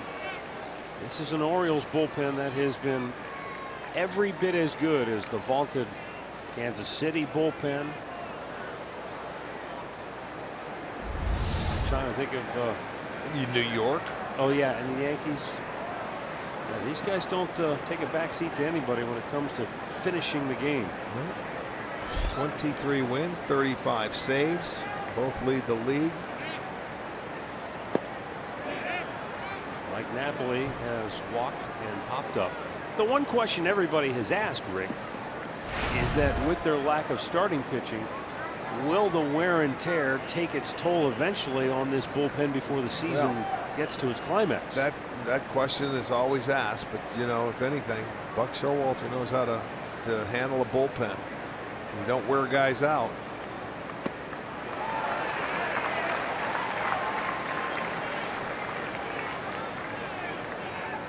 I mean, that's been the saving grace for this team. They've stayed in first place for the most part of the year because of their bullpen.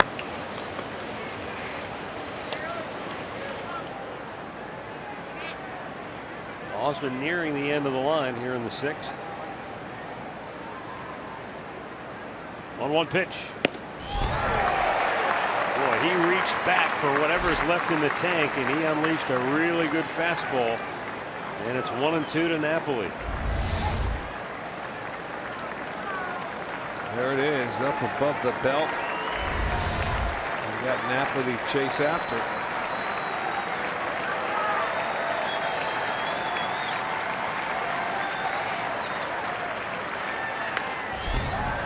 Popped up foul, back out of play. Sent along a very happy birthday to Phyllis Dolizio, Canfield, Ohio, turning 84. Happy birthday.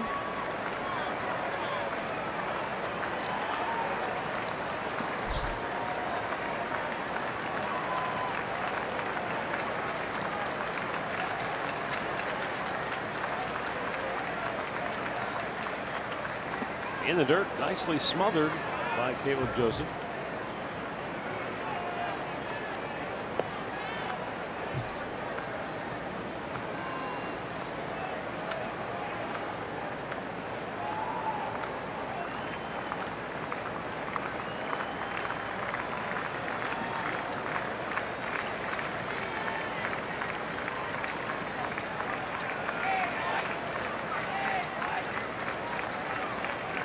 And the 2-2 is fouled back, so Napoli hanging tough.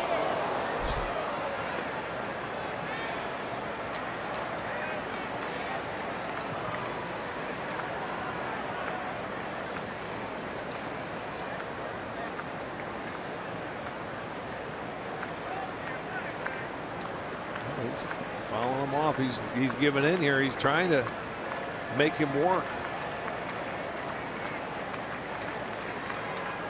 Rossman at the 100 pitch mark now. 64 strikes.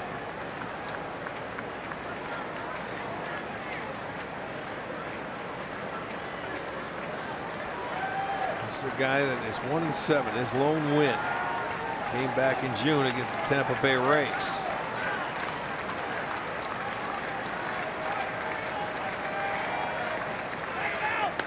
Two ran it in, and again Napoli fights it off. Keeps himself alive with a runner at first and 2 down. See, watch, he misses his spot. That's what he did with Lindor. He missed his spot. They wanted it down and in. Now he wants this one up and in. He goes down. He's getting tired out there, no question.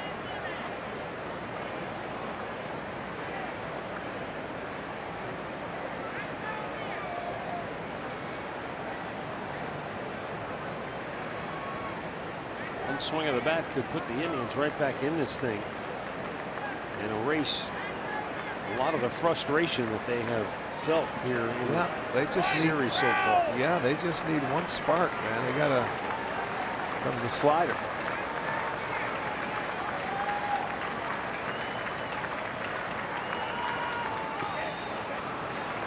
And he's running count full.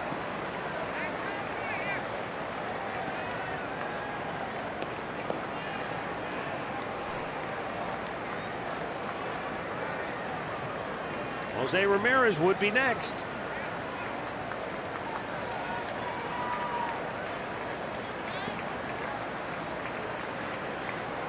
Osman over 100 pitches. We're only in the 6th. Lindor's off the 3-2. Swung out and missed. That's his 6th strikeout of the night. And thanks to the double play ball, he has put up 6 zeros on the board.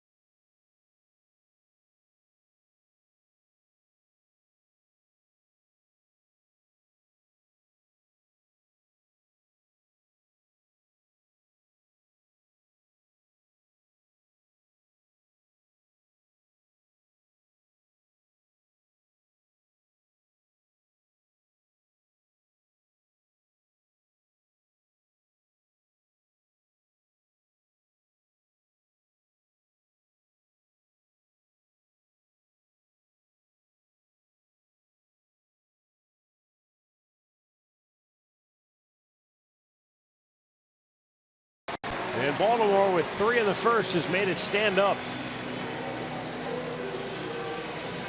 Indians have hit into 5 double plays in the series. 3 of them coming tonight in consecutive innings. Here's Manny Machado.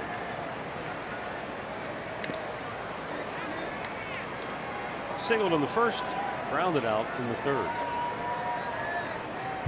Well, the story just gets more and more bizarre in Chicago with Chris Sale being scratched from his start just before game time tonight and then sent home. Initially, the report came out it was due to illness. Then the truth came out that it was a clubhouse incident that was a non-physical confrontation. Now the story has come out that the reason Sale was upset is that the team was planning on wearing throwback uniforms. He didn't like the throwback uniforms. He said they were uncomfortable. He has always set the uniform as a starting pitcher when he has pitched what uniforms they would choose to wear.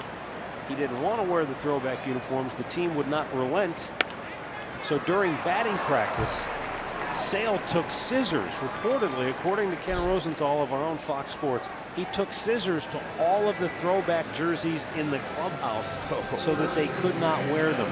Are you kidding me? And that's when they sent him home. So they came out with those 1983, I think, throwbacks. You know, the white ones with the socks. Right, white and blue. right, yes. They ended up wearing those tonight, I guess. But they were supposed to wear a different throwback that's like all dark blue in nature. But this is pretty bizarre, isn't it? Have you ever heard anything like that? No, that's a first. I've seen it rain with no clouds here, and now I see someone cutting up uniforms that they're supposed to wear. No, I've never seen or heard of that. Whoa! Look out! Bat into the crowd. Look out, folks.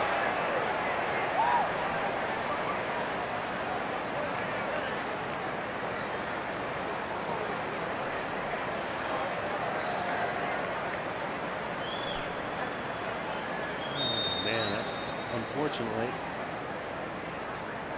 fan in about the third or fourth row. Well, there's no way to get out of the way. That thing just flew over. There's no netting that goes across their dugout, but that thing just slipped out of his hand.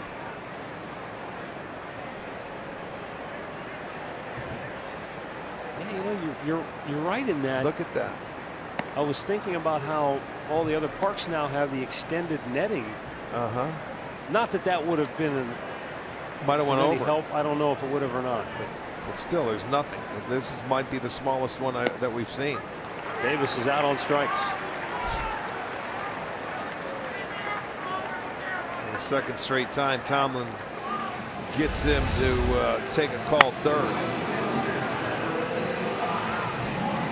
Cut her away.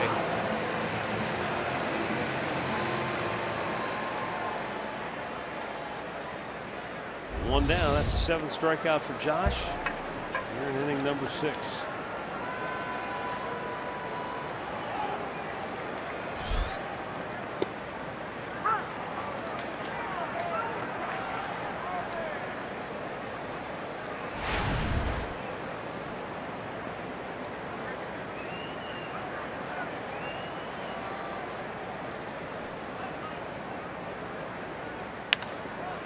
Holds it foul.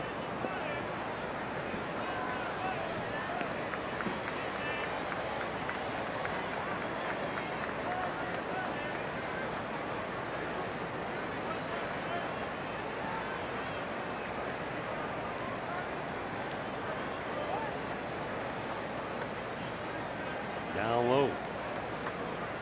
1 ball, 2 strikes. Well, you have to give Josh Tomlin credit. He had a rough first inning. Well, he's done everything he has to do to keep his team in it. Pitched his tail off trying to keep him right in this ball game. Well, yeah, he can't do anything more. He's got zeros on the board. Now you just turn around and wait for some runs. And he's been fortunate enough this year where they usually score when he's on the mound.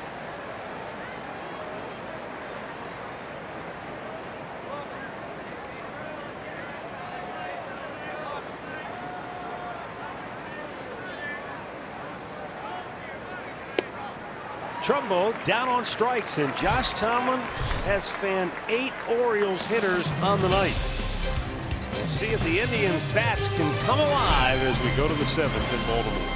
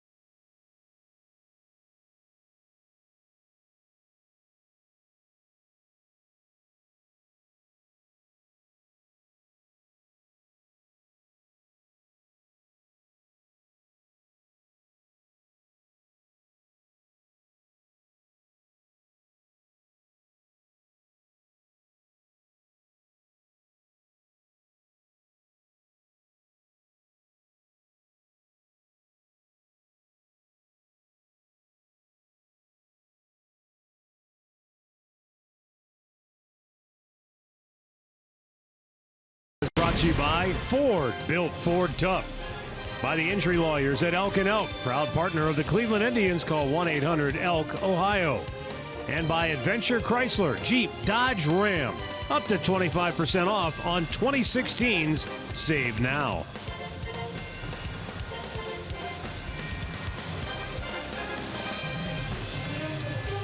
Three 0 Baltimore. Moving on to the 7th inning now. And their Indians are running out of opportunities. Kevin Gausman staying in, just over 100 pitches on the night. I think he'll be in for one hitter, and that's it. And you've got the left-handers, and they've got a lefty ready to go.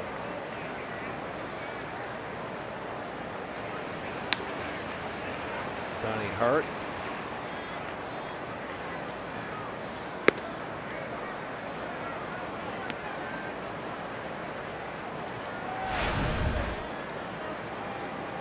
Ramirez 1 for 2. Singled in the 4th. Gausman going right at him, trying to empty the tank here. I thought he emptied the tank last time, but Buck wants him just for one more hitter, so maybe he's pushing him a little bit. But if he knows he can go out there and get just get me one more out. How many times have we seen Jose Ramirez on a swing lose the bat? He goes all the way to the backstop. A number of times. You know, when you look at Gausman in his starts, he's gone up to 111, 12, 113 pitches. You know, so he's done it. It's not like he can't do it. And Buck's philosophy is he wants his starter to go as deep as he possibly can. Well, he's getting his every last out of this guy.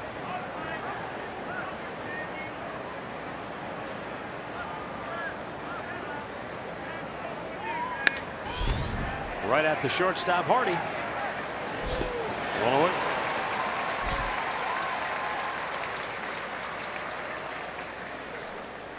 Well,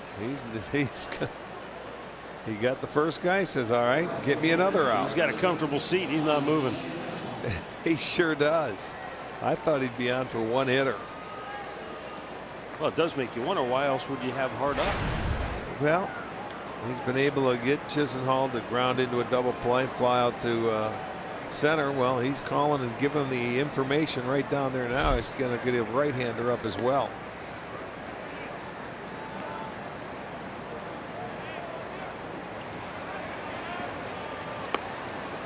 Michael Givens gets up on the watchful eye of Dom Chidi. Popped him up on the infield.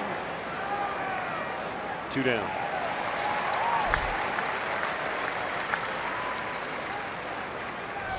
U.S. Senior Open is coming to Scioto Country Club in Columbus on August the 8th. For all the information, to buy tickets, anything you need, go to 2016USSeniorOpen.com. Always a tremendous event. This year should be no different. In a great setting down in Columbus. Tyler Naquin 0 for 2 has struck out twice tonight.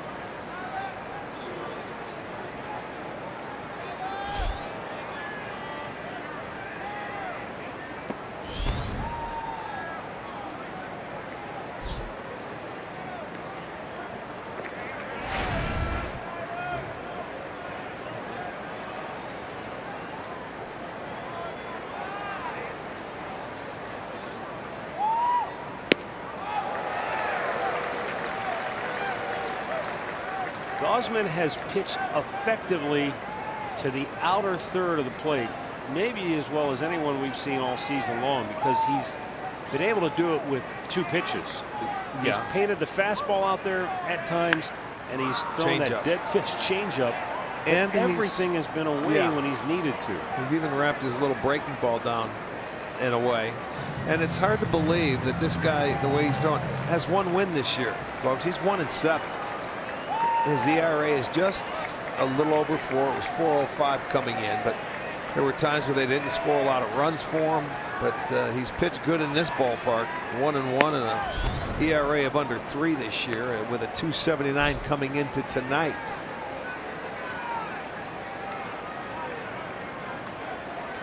And I told you he had 8 no decisions on the year. Blew it by him. And there you go. He goes 7 solid innings. 7 shutout innings for Kevin Gausman.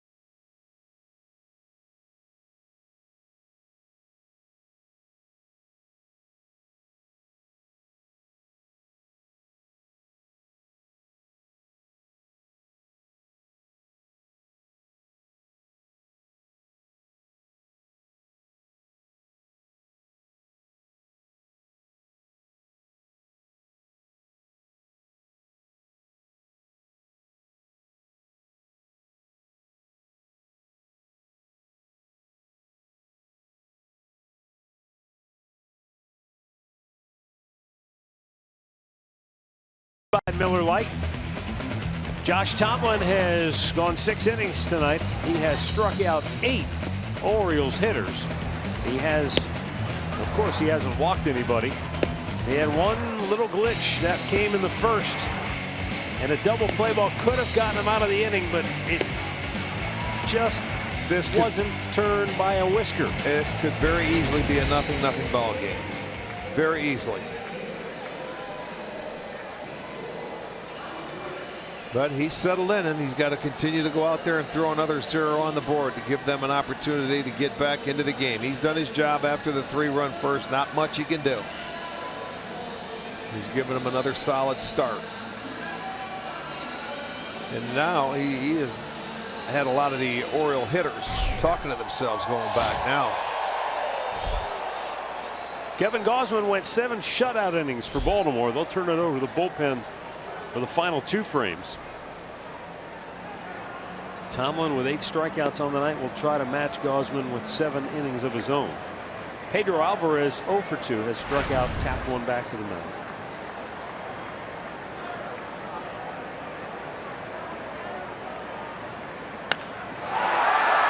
That's crushed, and Baltimore leads it 4-0.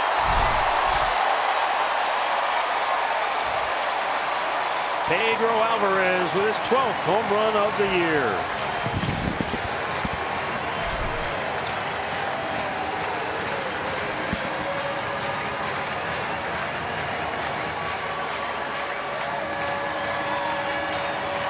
We have seen the Baltimore plan of attack on full display in the first 2 games of this series. They just beat you with the long ball. Yeah, they do. That's 3 of the 4 runs coming on the long ball. That one was hit a ton. That was on a cutter.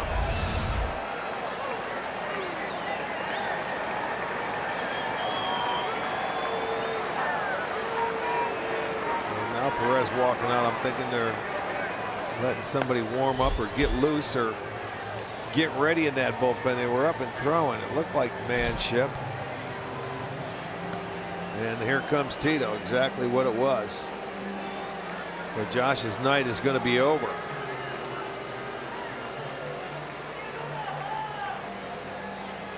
Tomlin upset after that last pitch. He had done everything he needed to do right up until that last one.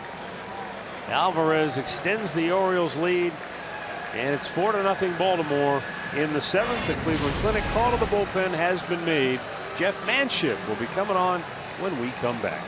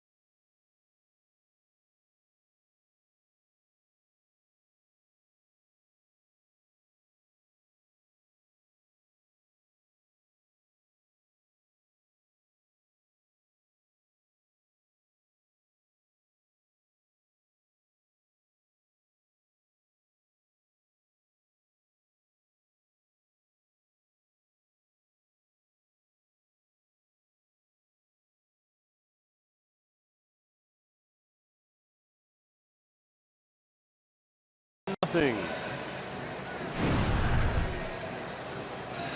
Jeff Manship on for the 36th time this year. And he'll face J.J. Hardy, who's 1 out of 2 in the ball game and 3 out of 6 in the first 2 games of the series.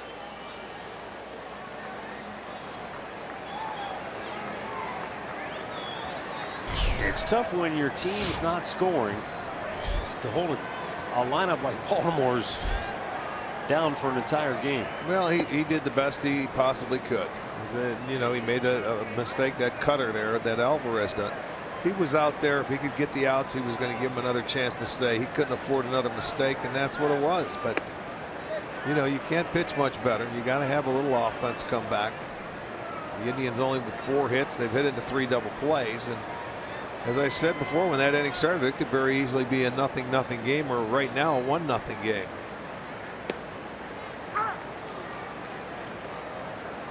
Fastball strike. It's 2-1.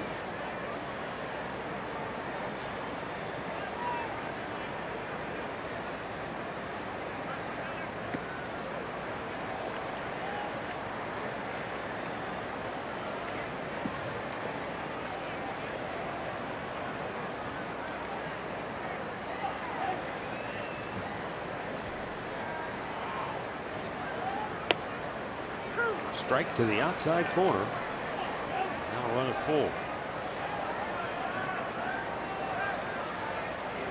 These 2 guys were teammates back in 2010 in Minnesota. And Hardy has a base hit to right field.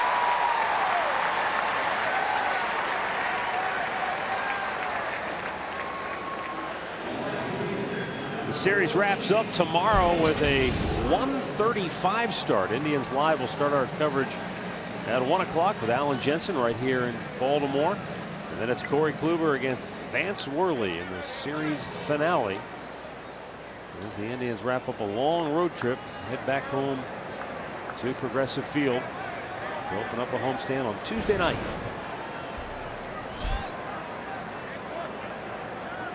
Nolan Reimold 0 for 2 on the night. Takes it's a little bit high.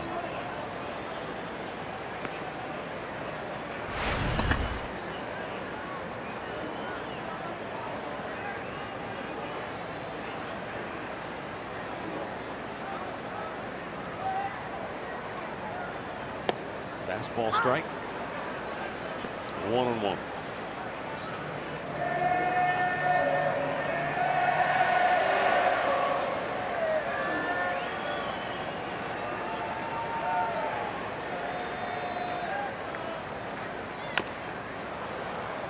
Half swing and we'll go foul.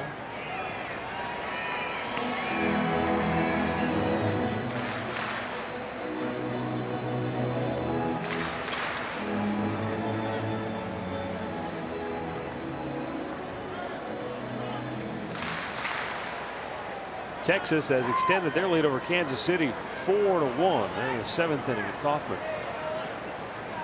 They're back playing in Chicago. White Sox lead the Tigers 2-1 in the 3rd. REIMOLD us out on strikes, 1 away. Nice pitch.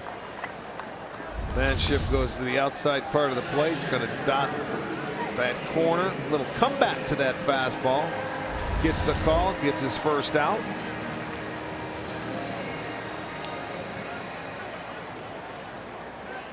Caleb Joseph bounced into an inning-ending double play in the 2nd and singled in the 5th.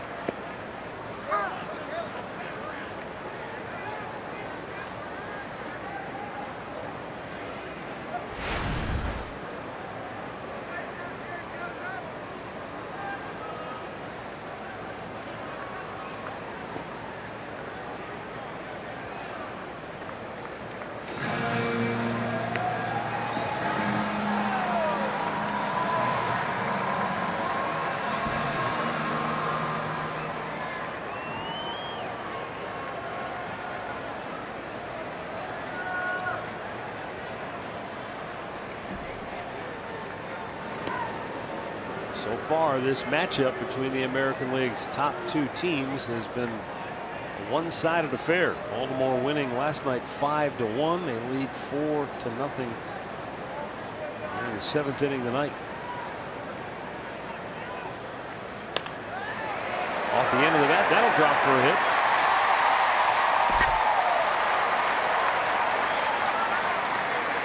Two on with 1 out, top of the order. Off the end of the bat. He just flared it in. It was a good pitch. But Joseph got a piece of it, and again, he's going to get his 2nd hit tonight. I don't know what it is about him. The season Indians, he only had 2 hits last night. Can't hit anybody else, but boy, he can hit the Indians. He sure can. Adam Jones has 2 hits tonight and has scored a run.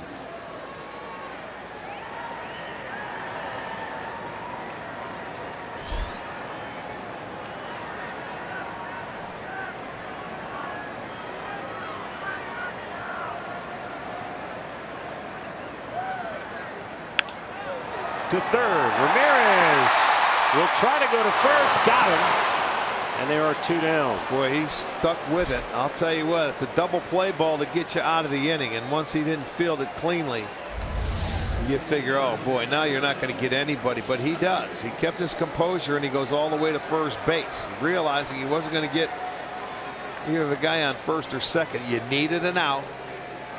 You get it right there, but now you got to come up and get this final out. Had a way to stay with it. The batter, Jonathan Schoop. Schoop is 0 for 3 tonight, but he's got a pair in scoring position with 2 down.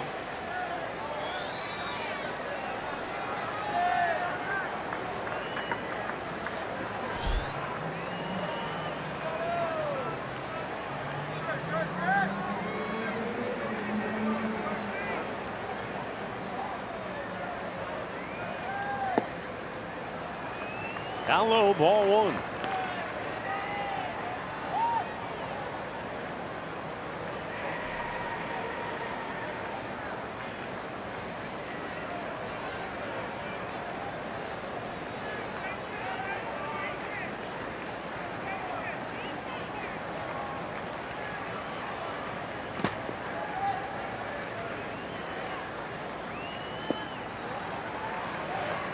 Two balls, no strikes.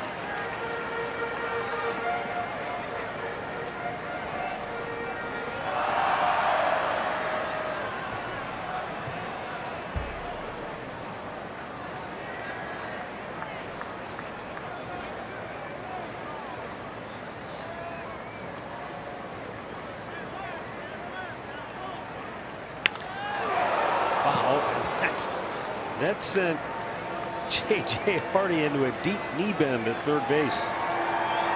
Yeah, well, when you see a line drive coming your way, you're certainly in foul territory to begin with, and you just freeze and sink a little bit lower.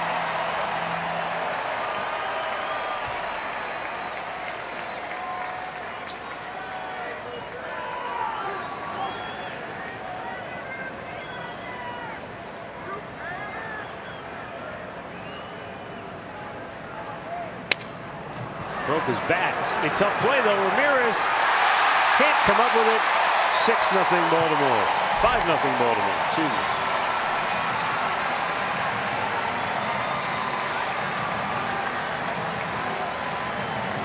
Well, it's just a do or die. You got to come in with the bare hand, and you've got to field it cleanly, and he just never can catch it. So once it goes off his hand, there come 2 outs. They score. They have him at the corners. And again, a double play that wasn't turned continues this inning.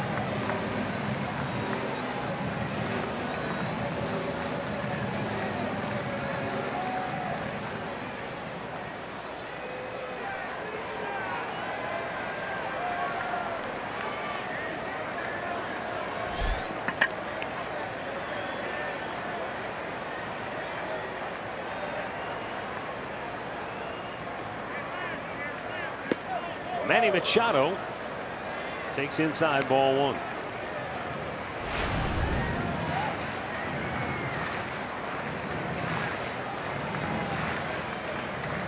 Out comes Mickey Callaway.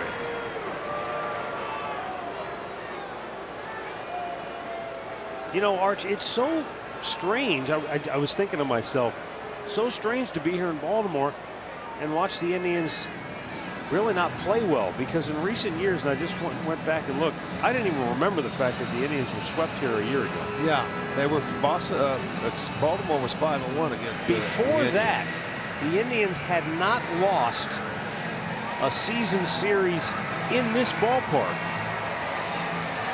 since 2006. Yeah, they either split. I can't believe how many times we come here for a 4-game series. A lot. Yeah, and well, they always seem to hit the baseball here. Right. So far, the first 2 games, they haven't hit it.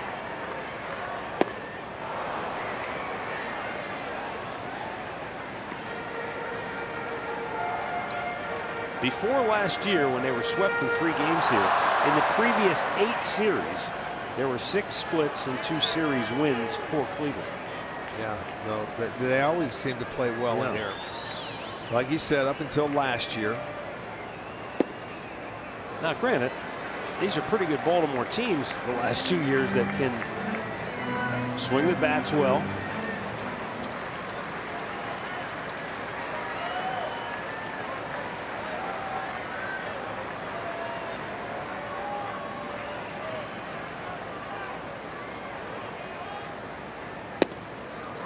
Strike in the outside corner, and it's 2-2.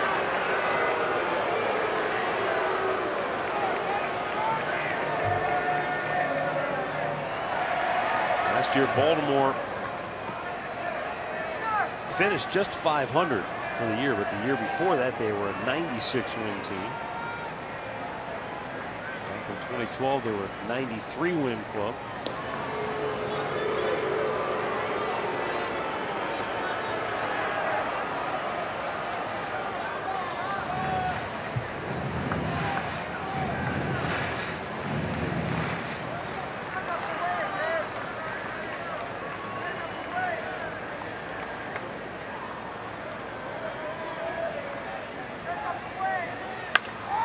Smashed up to second base. KIPNIS with a nice backhanded glove job and throws him out. The Orioles tack on 2. We go to the 8th. They lead it 5-0.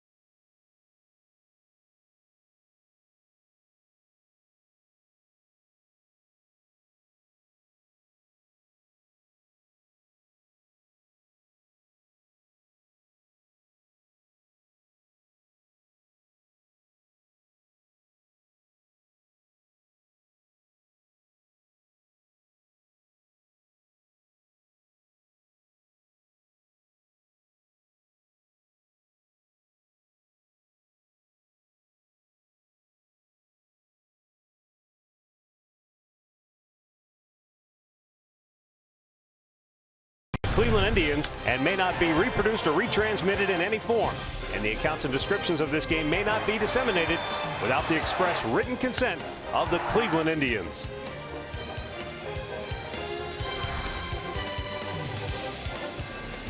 "5-0 Baltimore." We go to the 8th inning.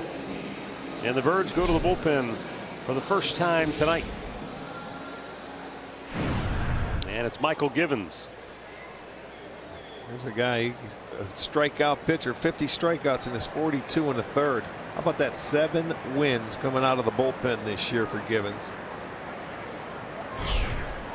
That's the most in Major League Baseball this year.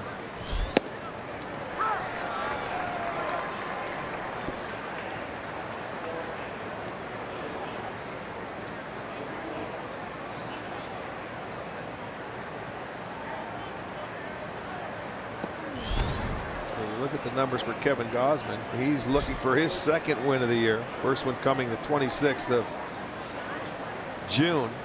He went 7 innings, 4 hits, did not allow a run. He walked 3, struck out 7, and had 3 double play balls in the 4th, the 5th, and the 6th inning.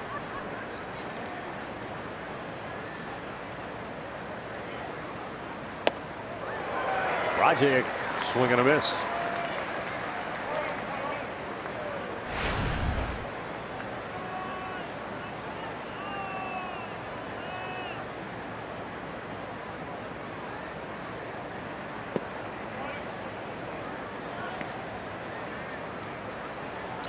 Sort of slings it up there, doesn't he? Comes up, he's got to be tough to face if you're a right-hander.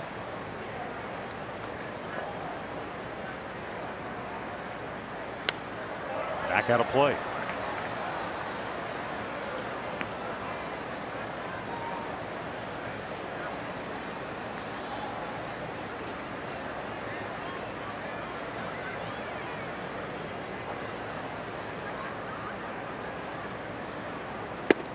Swung on and missed. Davis could not catch up to the high heat. 1 away. AT&T high-speed replay. I want to know where the bad Baltimore starting pitching has been, because they've been phenomenal. They've pitched 12 innings in the series. They have not allowed an earned run. Well, the changeups, and this guy stayed away. Bundy last night did it a little differently than this guy did tonight.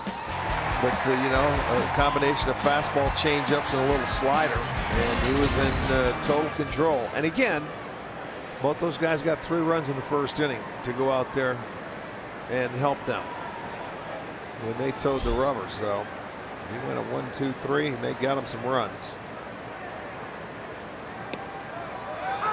Abraham Almonte batting for Roberto Perez.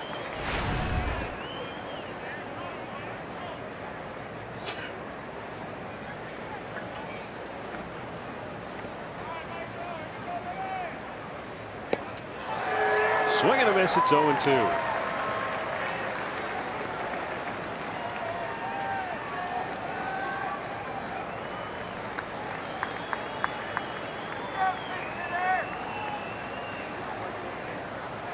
The Indians on the year, when you look at their pinch hitters, and that's going to be another one down. They are just 4 for 38 as a team this year from pinch hitters.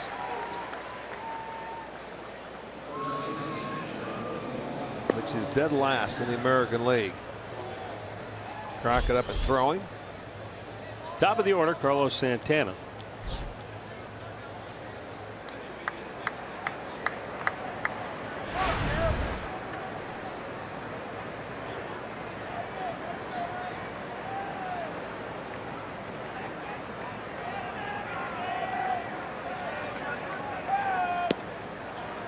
A little bit outside, ball 1.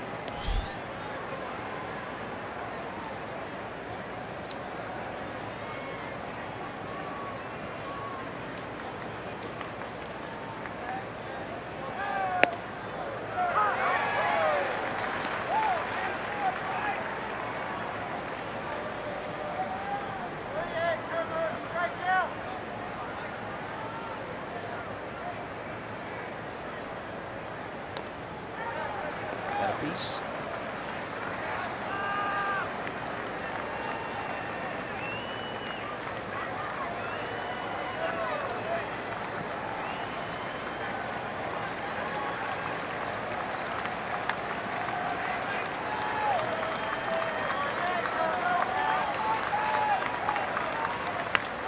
Popped him up, and the left fielder Nolan REIMOLD will settle under this.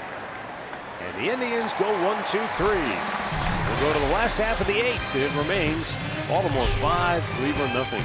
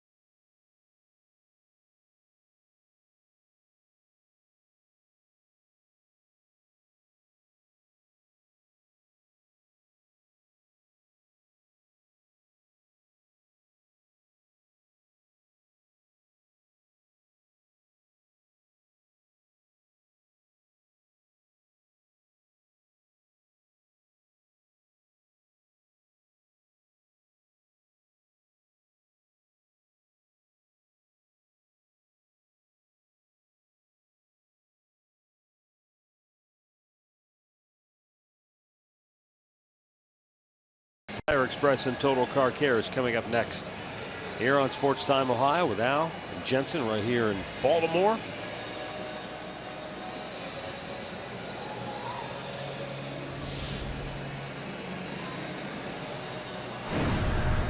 Kyle Crockett on for the Indians. He'll face the 4, 5, and 6 hitters for Baltimore in this 8th inning. Chris Jimenez now behind the dish.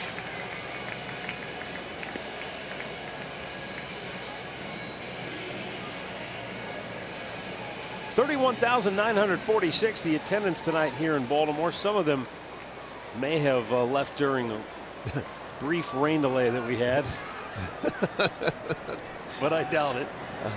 What was it, 14 minutes officially? Yeah, they didn't have time to leave. It wasn't delayed that long. They couldn't even leave if they wanted to.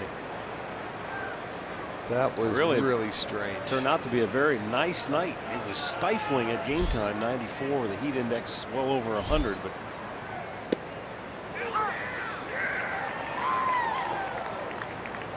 it's not going to be much better tomorrow. Temperatures calling for upper 90s again. Chris Davis 0 for 3. Has struck out twice, but his first at bat may have been the most critical of the game. That's right. It was a fielder's choice, but he hustled his tail off on what looked out of the box like an automatic inning-ending double play, but somehow he beat it out by a whisker, got a run home, and the next man hit a 2-run homer, and the Baltimore Orioles were off and running again tonight. And the way they've pitched, they didn't need much else. Well, that's true. When you look up on the board and you see your offense has 0, then everything, you look at everything. But you're not going to win if you can't score, and they only have 4 hits. They only got a run last night, and that was an unearned run. To first, Santana will take it himself. 1 away. Well, here is our Pat O'Brien play of the game. There you go. Short hop. You figure, okay, double play, you're out of the inning. No. As you mentioned, that is good hustle by Davis, but that play should have been turned. Then the very next hitter comes up, fastball in, and boom, there's 2 more quick ones, and it's another 3 spot on the board for Baltimore. That really, in a nutshell, is the story of this game tonight. The double play. The Indians, by not turning 2 double plays, resulted in 4 Baltimore runs. On the other side of things, the Indians, in 3 successive innings, they hit into a double play. Yeah. Eliminating any hopes they had of getting their offense back on track.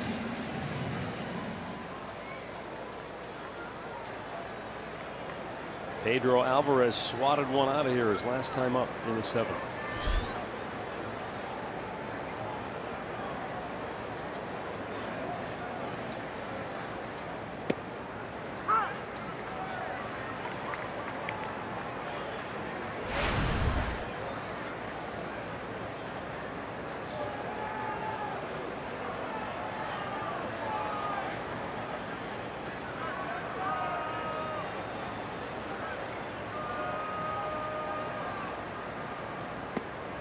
Down low, 1 ball, 1 strike.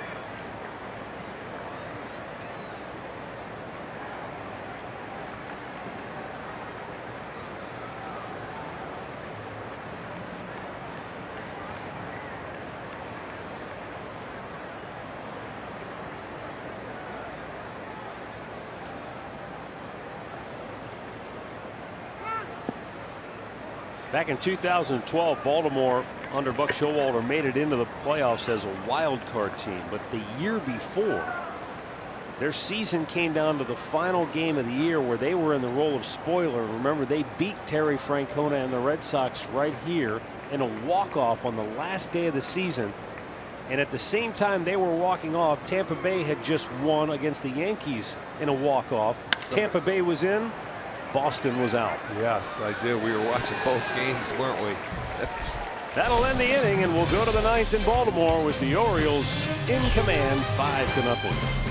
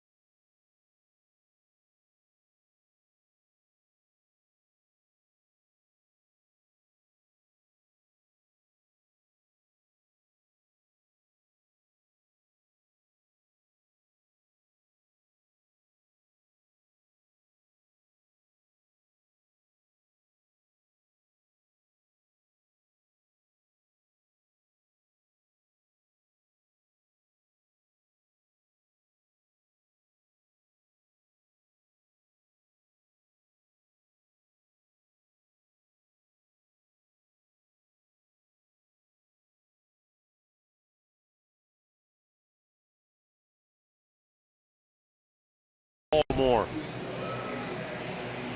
Recapping our keys to the game tonight, courtesy of Mazda. No crooked numbers for the Indians. Heck, no numbers at all. Shut out. And the Indians unable to contain the big man, Mark Trumbo, for the 2nd game in a row. Yeah, you're right. And they jumped out early. And we talk about these two teams both very good when they score first. And Baltimore has done it in this series so far through the first 2 games.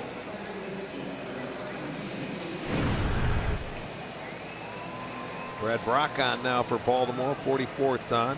He's an all-star. This guy's having a fun. Look at that ERA, .86 in 43 appearances. He has 6 wins.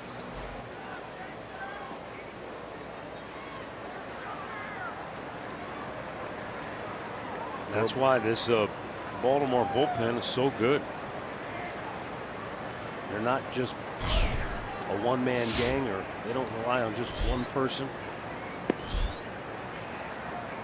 They come at you from both sides, different arm angles, different stuff. Yeah, we don't rarely get a chance to see him, only playing him home and a home.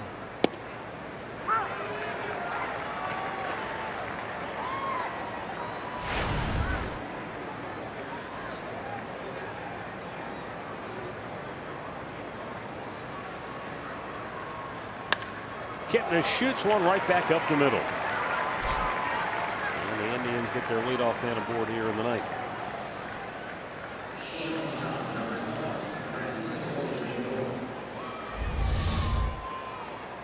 He gets a nice low fastball there and takes it right back up the middle. Just the 5th hit.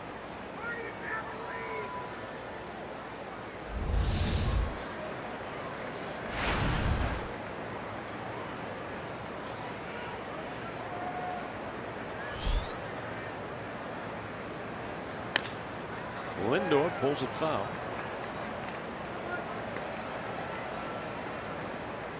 He has 1 hit in 3 trips tonight.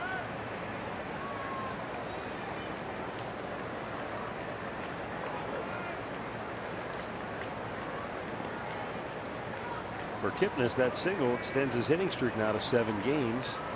A dozen hits. And now Lindor with a base hit in the right field. KIPNIS will go to third, and the Indians have runners at the corners with nobody out.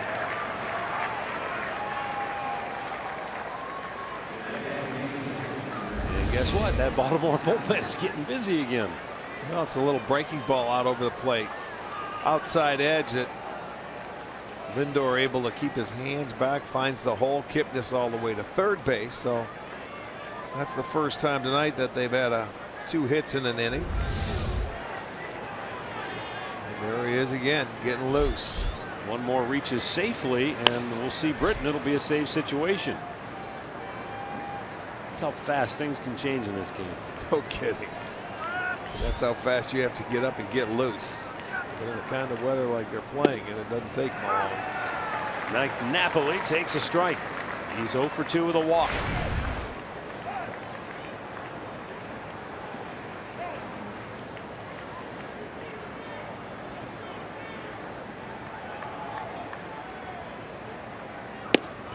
Fastball misses outside, and it's 1-1.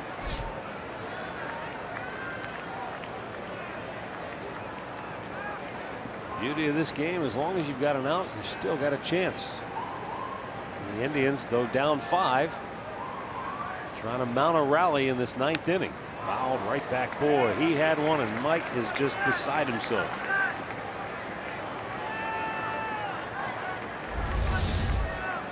Yeah, sometimes look at that was right down the middle, and sometimes that happens.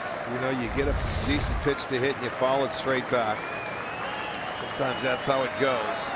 It's kind of been a collective that's how it goes for this team in this 2-game. We're talking about 2 games. Right. I don't want to overstate it, but down low.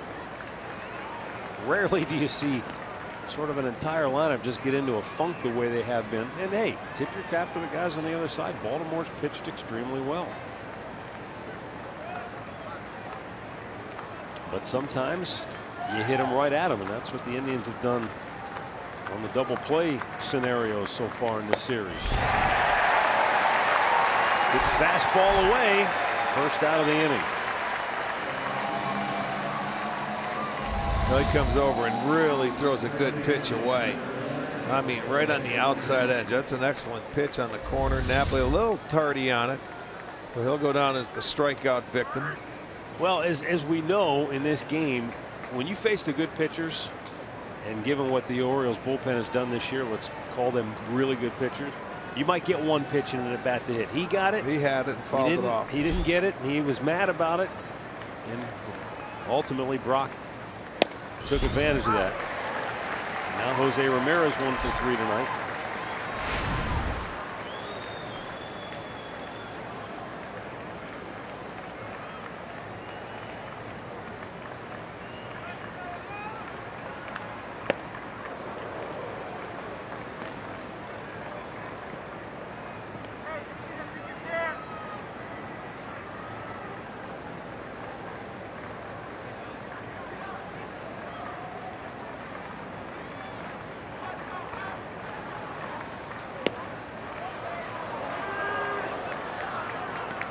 despite the fact that the Indians were down 5-1 going into the ninth last night.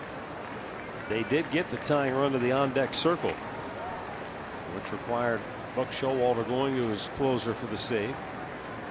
Can they do the same thing again tonight? Popped him up.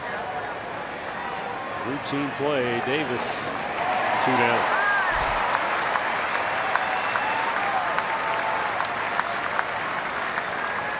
It'll bring up Lonnie Chisenhall, who is 0 for 3 tonight.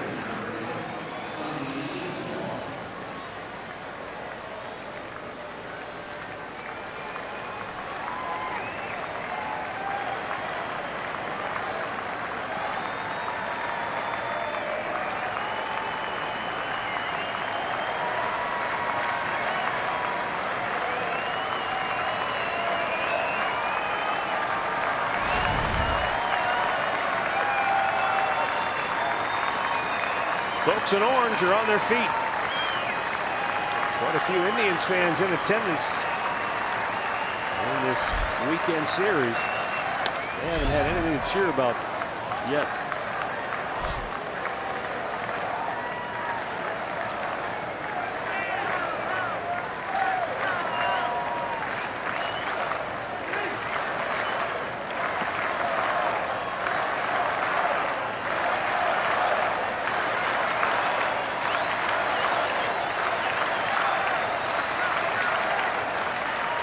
Up and away.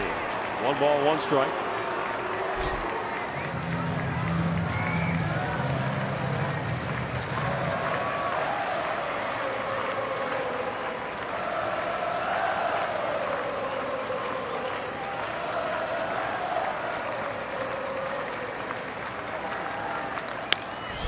In the air, foul, out of play. And it's 1-2.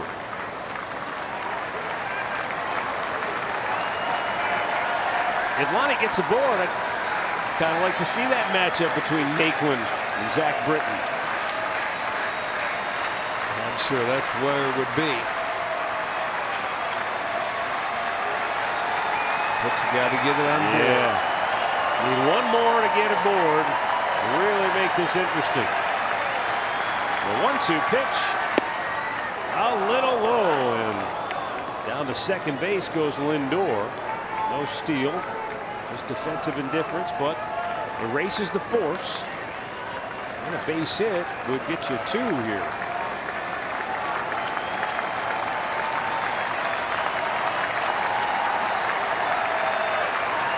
Time called. Lonnie flied to center in the second. Hit into an inning-ending double play in the fourth, and then popped up on the infield his last time up. The 2-2. Ripped to right field, a base hit. That'll score 2. Lonnie's on his way to second base. KIPNIS and Lindor both score. And it's a 5-2 ball game with 2 out in the bottom of the ninth. Well, Lonnie Chisenhall did a good job of staying alive in the at-bat. Got a pitch to handle, and he roped it down into the right field corner. Yeah, he sure did. He got, it looked like a changeup to me.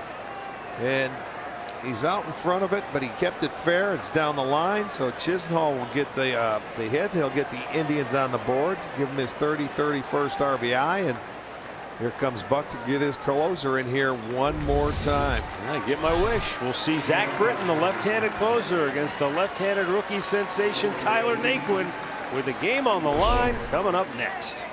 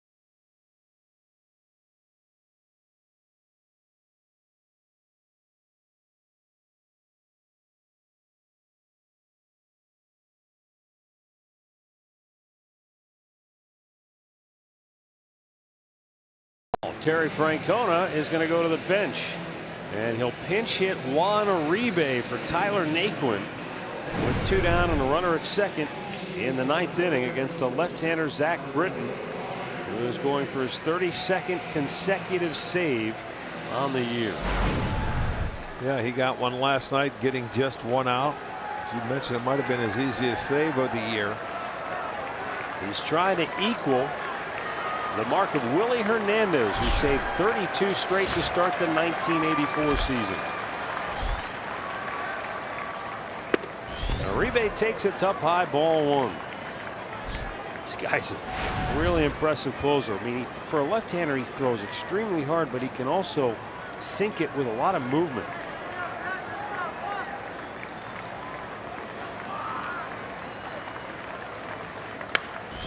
Uribe fouls it off to the right.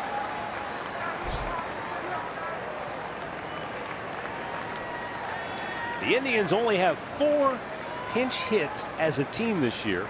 Juan Uribe has one of them. 1 for 4 as a pinch hitter on the season. Lonnie Chisenhall's at second base. There are 2 down. Tying run on deck for Cleveland.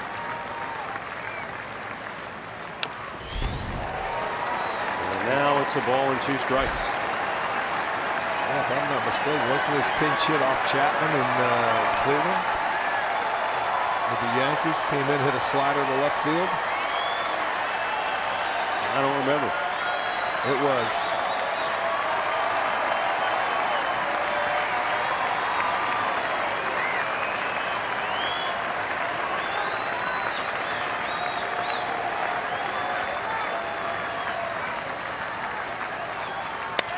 Right back up the middle, cut off by Hardy, and the game is over. Baltimore has taken the first 2, and Zach Britton has equaled the mark of Willie Hernandez from 1984 by saving his 32nd consecutive game on the season. Baltimore goes to 56-40, and the Indians' record is now 56-40 on the year. Kevin Gausman gets the win. He's now 2-7